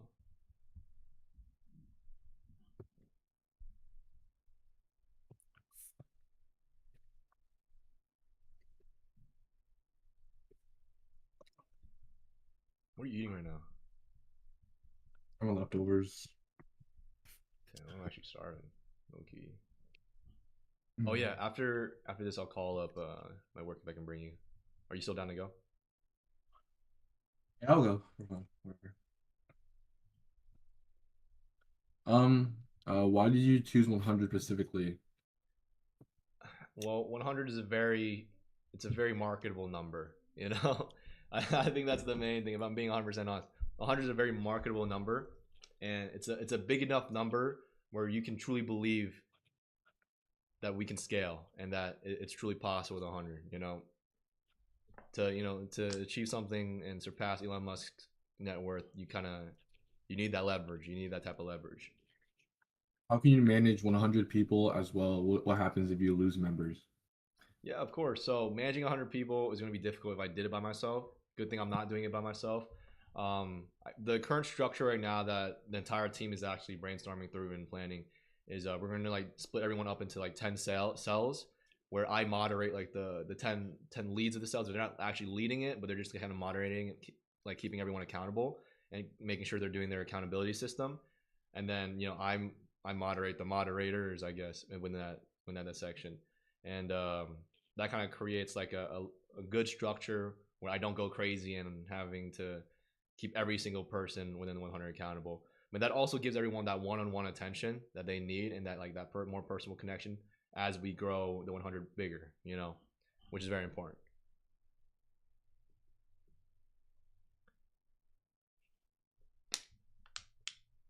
And also it's like 15, oh, go for it. Some 15 and 17-year-olds want to join. Sorry, say it. 15-year-olds and some 17-year-olds in the chat want to join. Mm-hmm. But it's okay. Hey, at the end of the day, brother,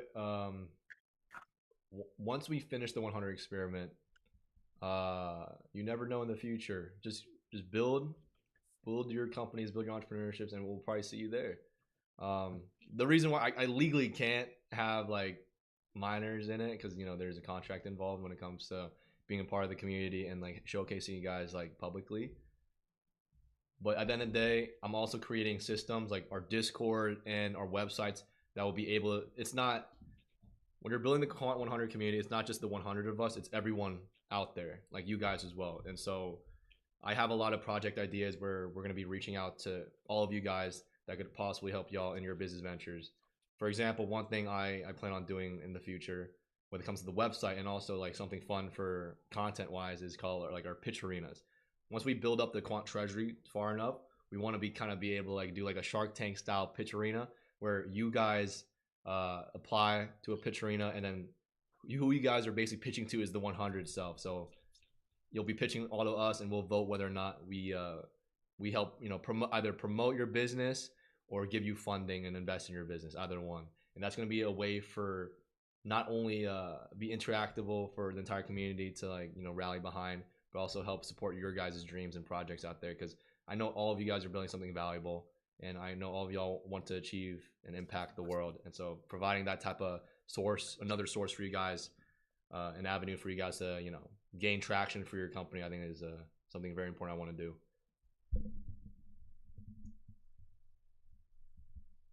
Okay, well, this guy's not gonna show up. Alrighty, well, we're gonna take a 1 hour break. I'm gonna just mute everything real quick, and I'll be back in an hour. Appreciate you guys.